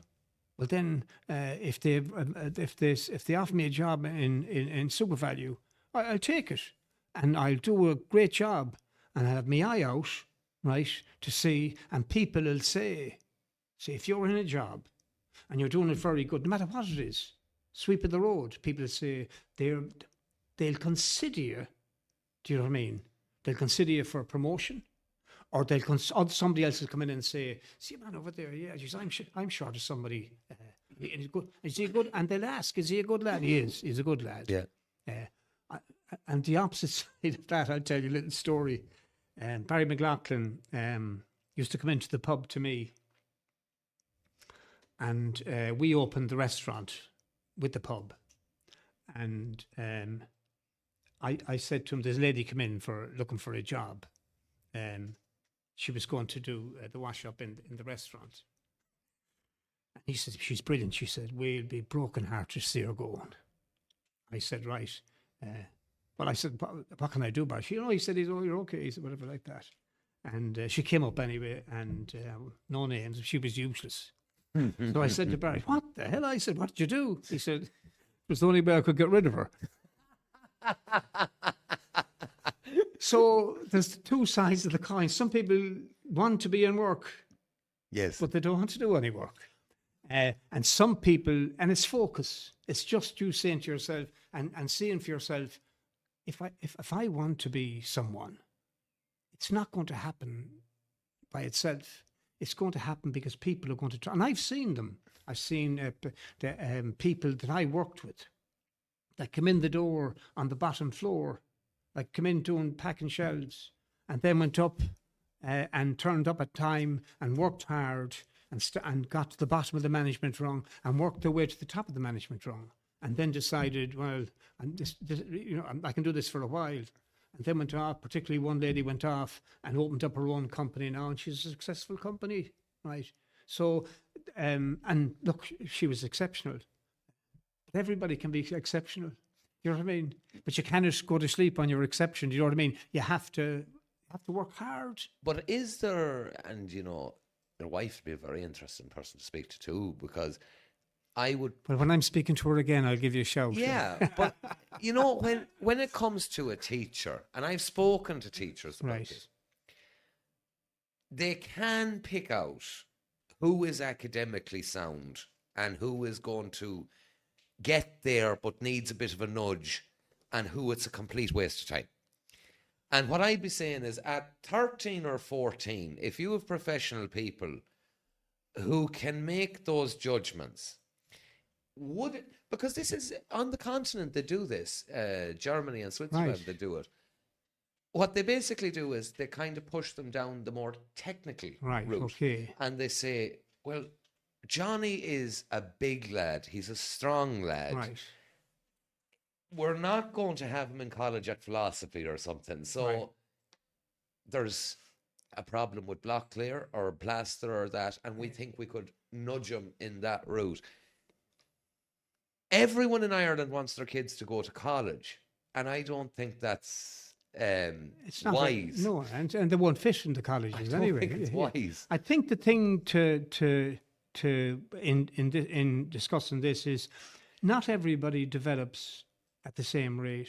Oh, certainly not. Some no. people are very, very astute at 16 and 17. Yes.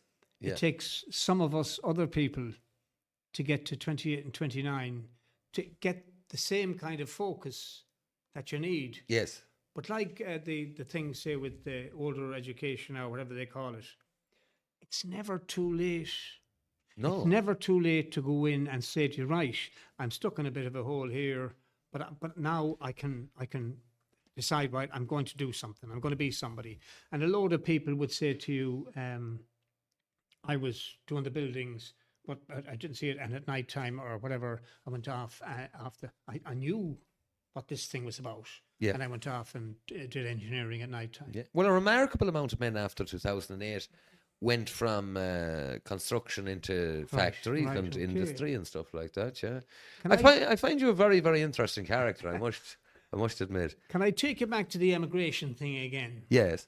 Because Darren would have heard this before.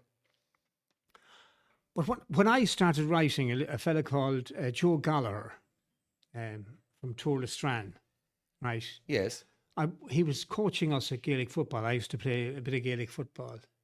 And we were heading out to Bangor. And he told a story over, I don't know, 40 minutes. He was driving. No, Claire was driving. He was in the car, about his life.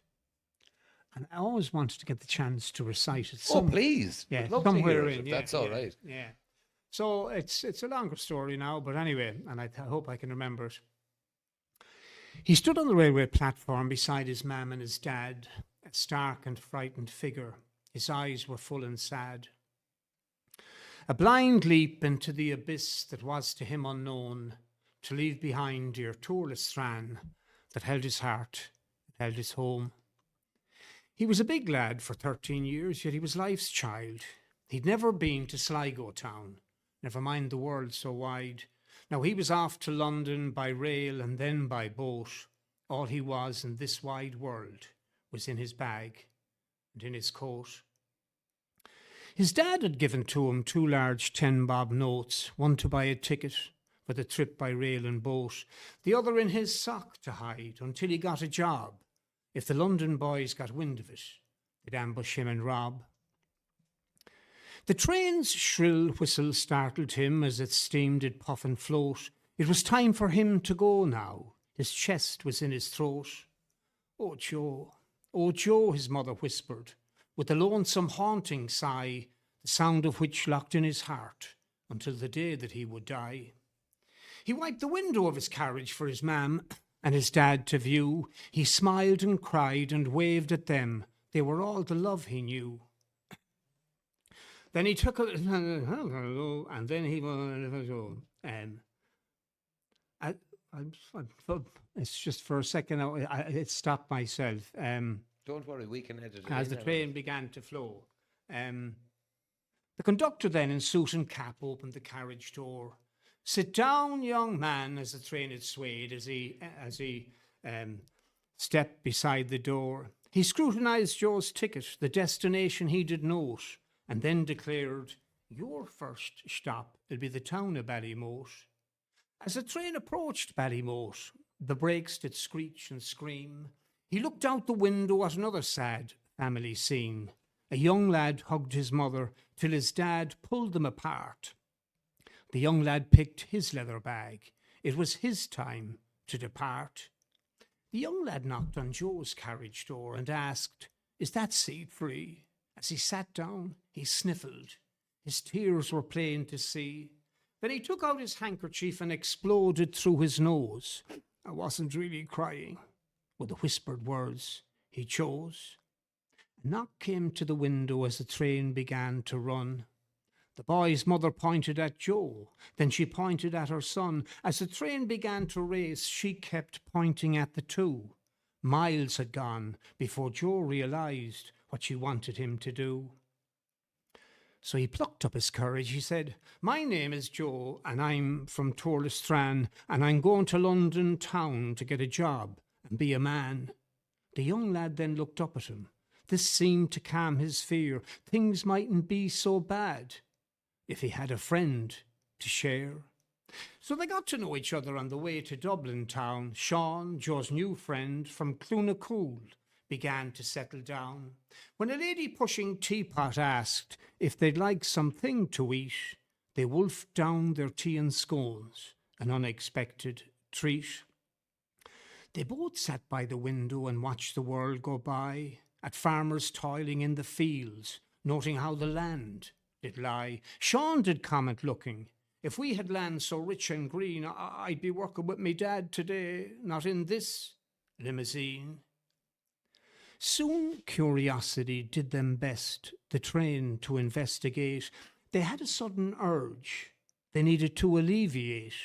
In a room named Gents, they looked in awe into the toilet bowl and wondered as the train did race where all of it did go.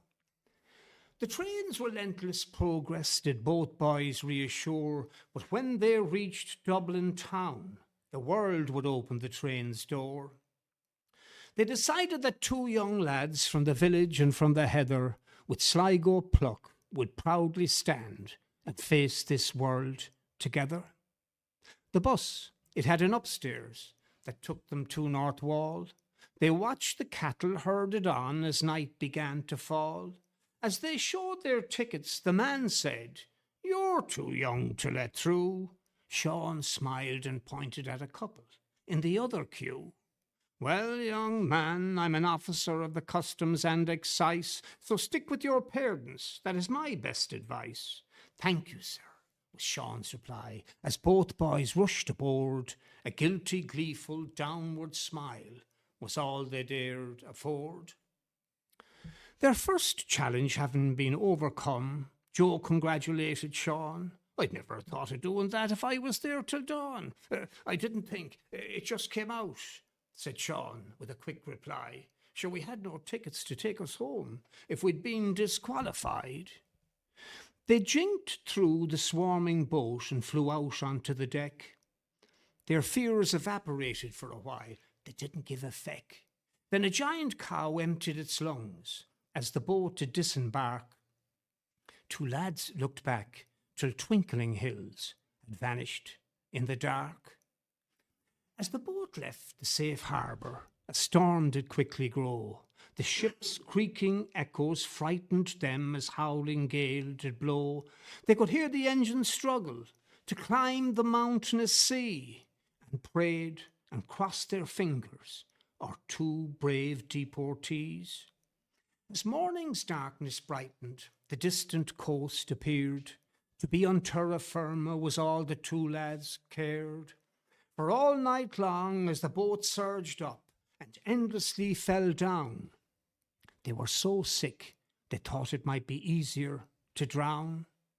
Two weak-legged, pale young faces disembarked at Holyhead.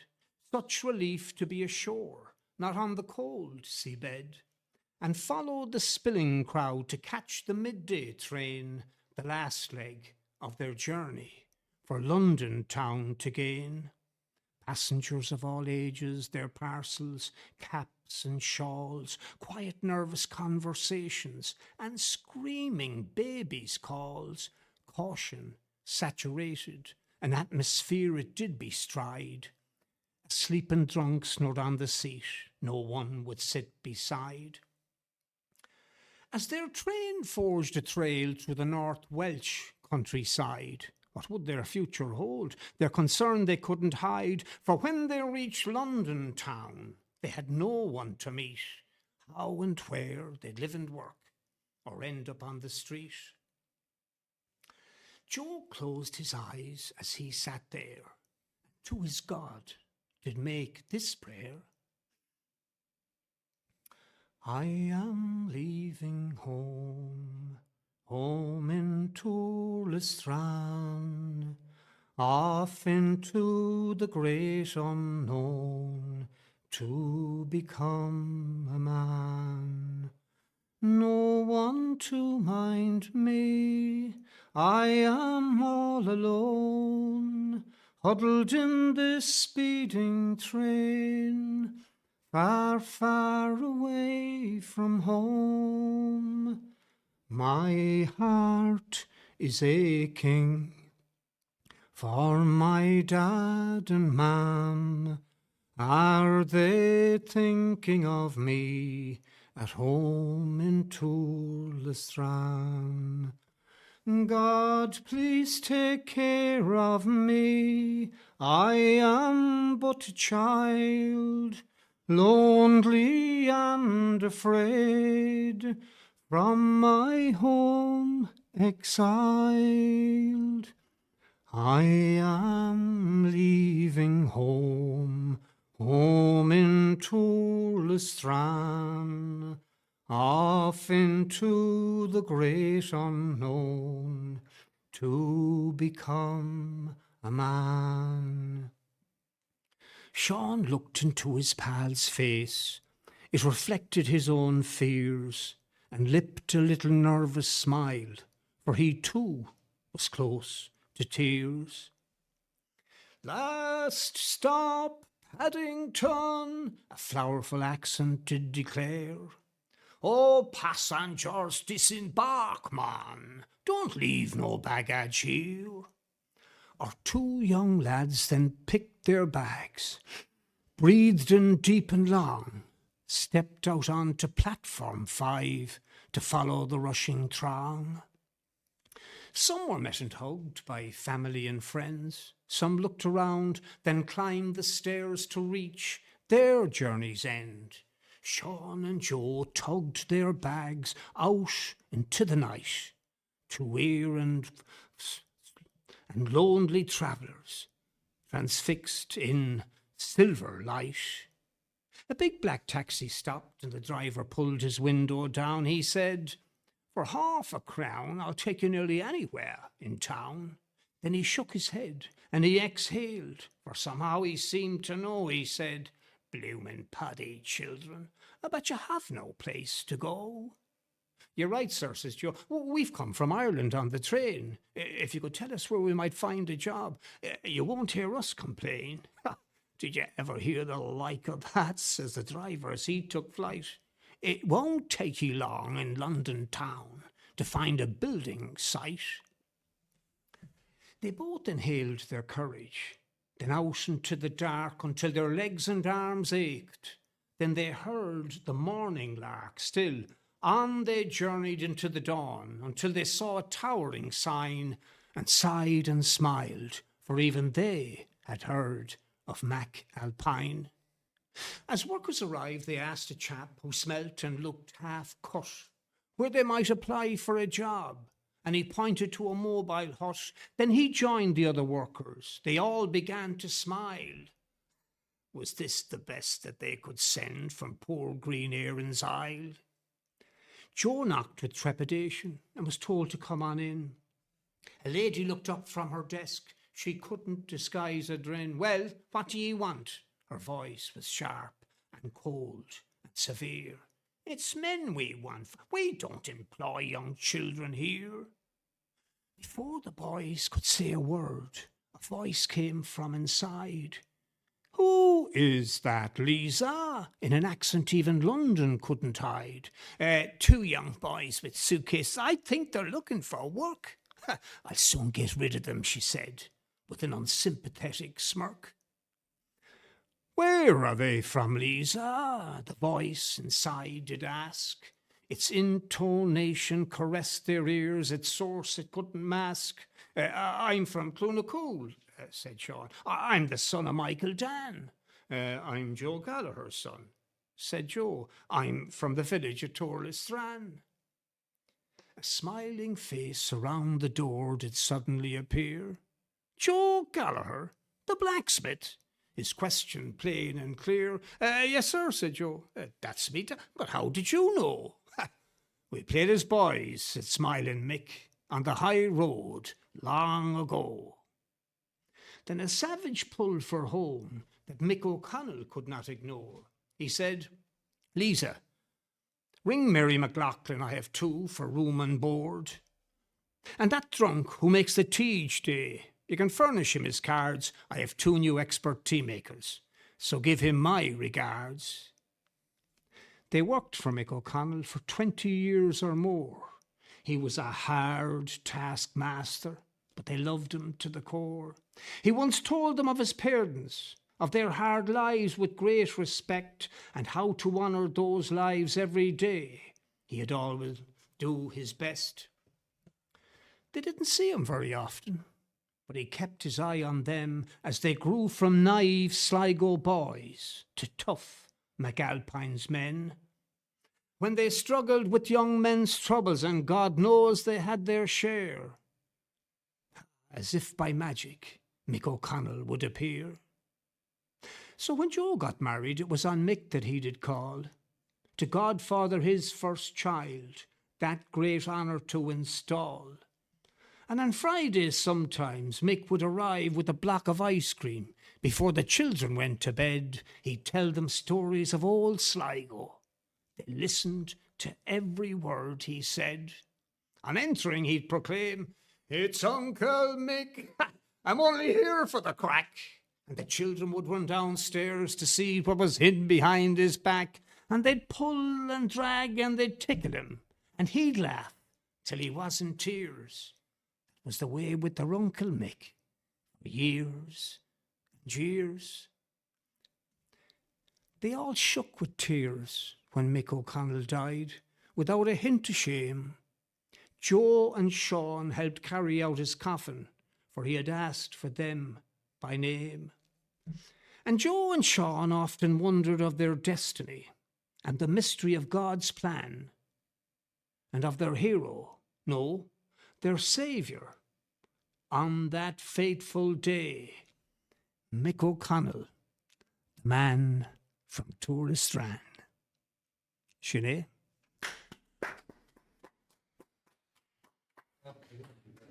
Now, Absolutely fantastic. so that's the kind of stuff that I've been doing since. Oh, stick with us. Yeah. Don't You stick might be with on us. to something. Well, we have the festival there. I'd be absolutely honoured if you'd come Yeah. to it and recite Yeah, it at yeah. it. It'd be absolutely Yeah, well, fantastic. just give me a shout when it's on. Yeah. Yeah. So stories of we talked about the John Morley one. Stories my mother told me about myself. Stories of coming into football matches. Stories of my own life going out to say leaving Ballina and going to Waterford originally. Those kind of stuff, and stories that people come into the pub and told me about themselves that were so, but they didn't consider themselves funny. Do you know what I mean? Life is stranger than fiction, though, it is, isn't of it? course. And when I started, and I can only when I start telling stories, I can think of other stories. Yes. But if I don't write them down immediately, I'll forget them for 6 months again. Do you know what I mean? Yes. And then there's bits of poetry about what I've thoughts and stuff like that. What your thoughts about life and equality and things that are important as you maybe you get older, or things that were important that you didn't really think about when you were younger. Maybe you should have thought about. Yes. Yeah. So, and it doesn't. You know this yourself. It doesn't happen. You don't just sit down and start writing. I mean, you could. I did a piece about my father's watch. I woke up one morning and I thought, oh, fuck. And I haven't with me now. And I sat down and wrote it in 40 minutes. Yeah. Do you know what I mean? But if I didn't write it then, it would never be written, like, you know, that kind of thing. And some other stuff then. I know Leonard Cohen famously said he had one of his great songs, he'd written it 500 or 600 times and over 30 years, that kind of thing. Do you know what I mean? Then he just wasn't happy with it. Yes. So that's the thing anyway. Well, Tommy, it has been an absolute pleasure. Right, thank you. And an honour, to be honest yeah, about right, it. yeah. And well done, Darren. Well done, Darren, Yeah, for yeah. meeting this man and asking him to come That's on. what I did is meet him. Well, Darren has been my tech, sound, light, everything for the two plays, and You get all the good gigs. yeah. You do. Yeah, no, it's a brilliant show, and Well, I think, Darren, you have the recording of the He has- second yeah, play on David or yeah, that. yeah. So anyone, if you make your way to Patreon, the play will be on there. And thanks for supporting us on Patreon. You help us to meet wonderful characters like Tommy and have lights and stuff to do it. And yeah, Tommy, thank you so much for coming I out. enjoyed, and you gave me the opportunity to. I'd always thought I'd like to do it in Touristran. I did it recently in they have the Ballina. Have you ever considered starting up a Spotify with your recitations? I don't even know what a Spotify is. Okay, we have something but to... Tommy, yeah. he does do WhatsApp videos every now and again. What I do Oh, is I brilliant. send them out to a crew of people that I stopped doing it now in the last month, but I was doing it for about 15 months. I tell you what I started doing at the start of COVID, because a lot of people that I knew that were by themselves and stuff like that, I started doing a song a day. Yes. So I have a sheet of songs. I'm 120 that I've been learning all my life, Yeah. so that I can sing. And then I started doing a few songs that I liked, but I hadn't actually learned. So I send those, and then I thought, geez, I'll send out my own stuff.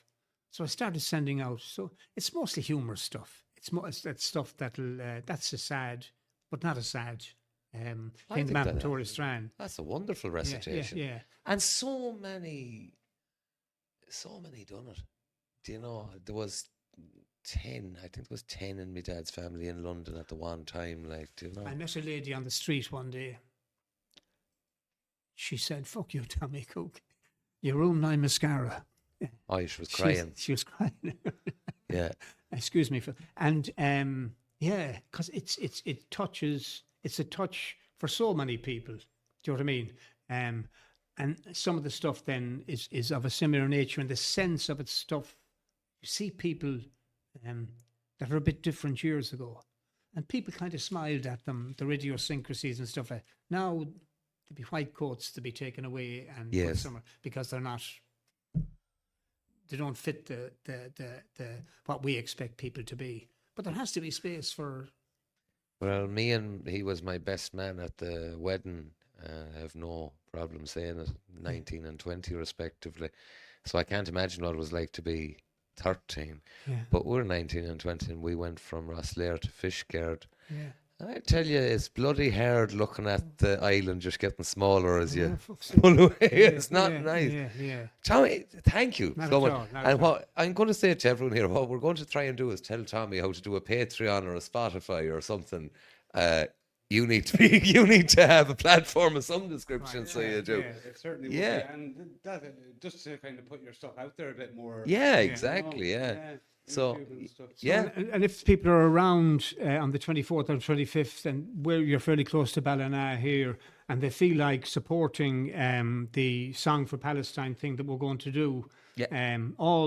every penny that you give us, I mean, Darren is involved with the Ballina Arts Centre, and he is organised a deal with Paul there that they won't charge us. So all the money that we raise will go to water. There's no water in Gaza. To go to water in Gaza for those people, for water is life to a great degree. Well, let's make a contribution as the show.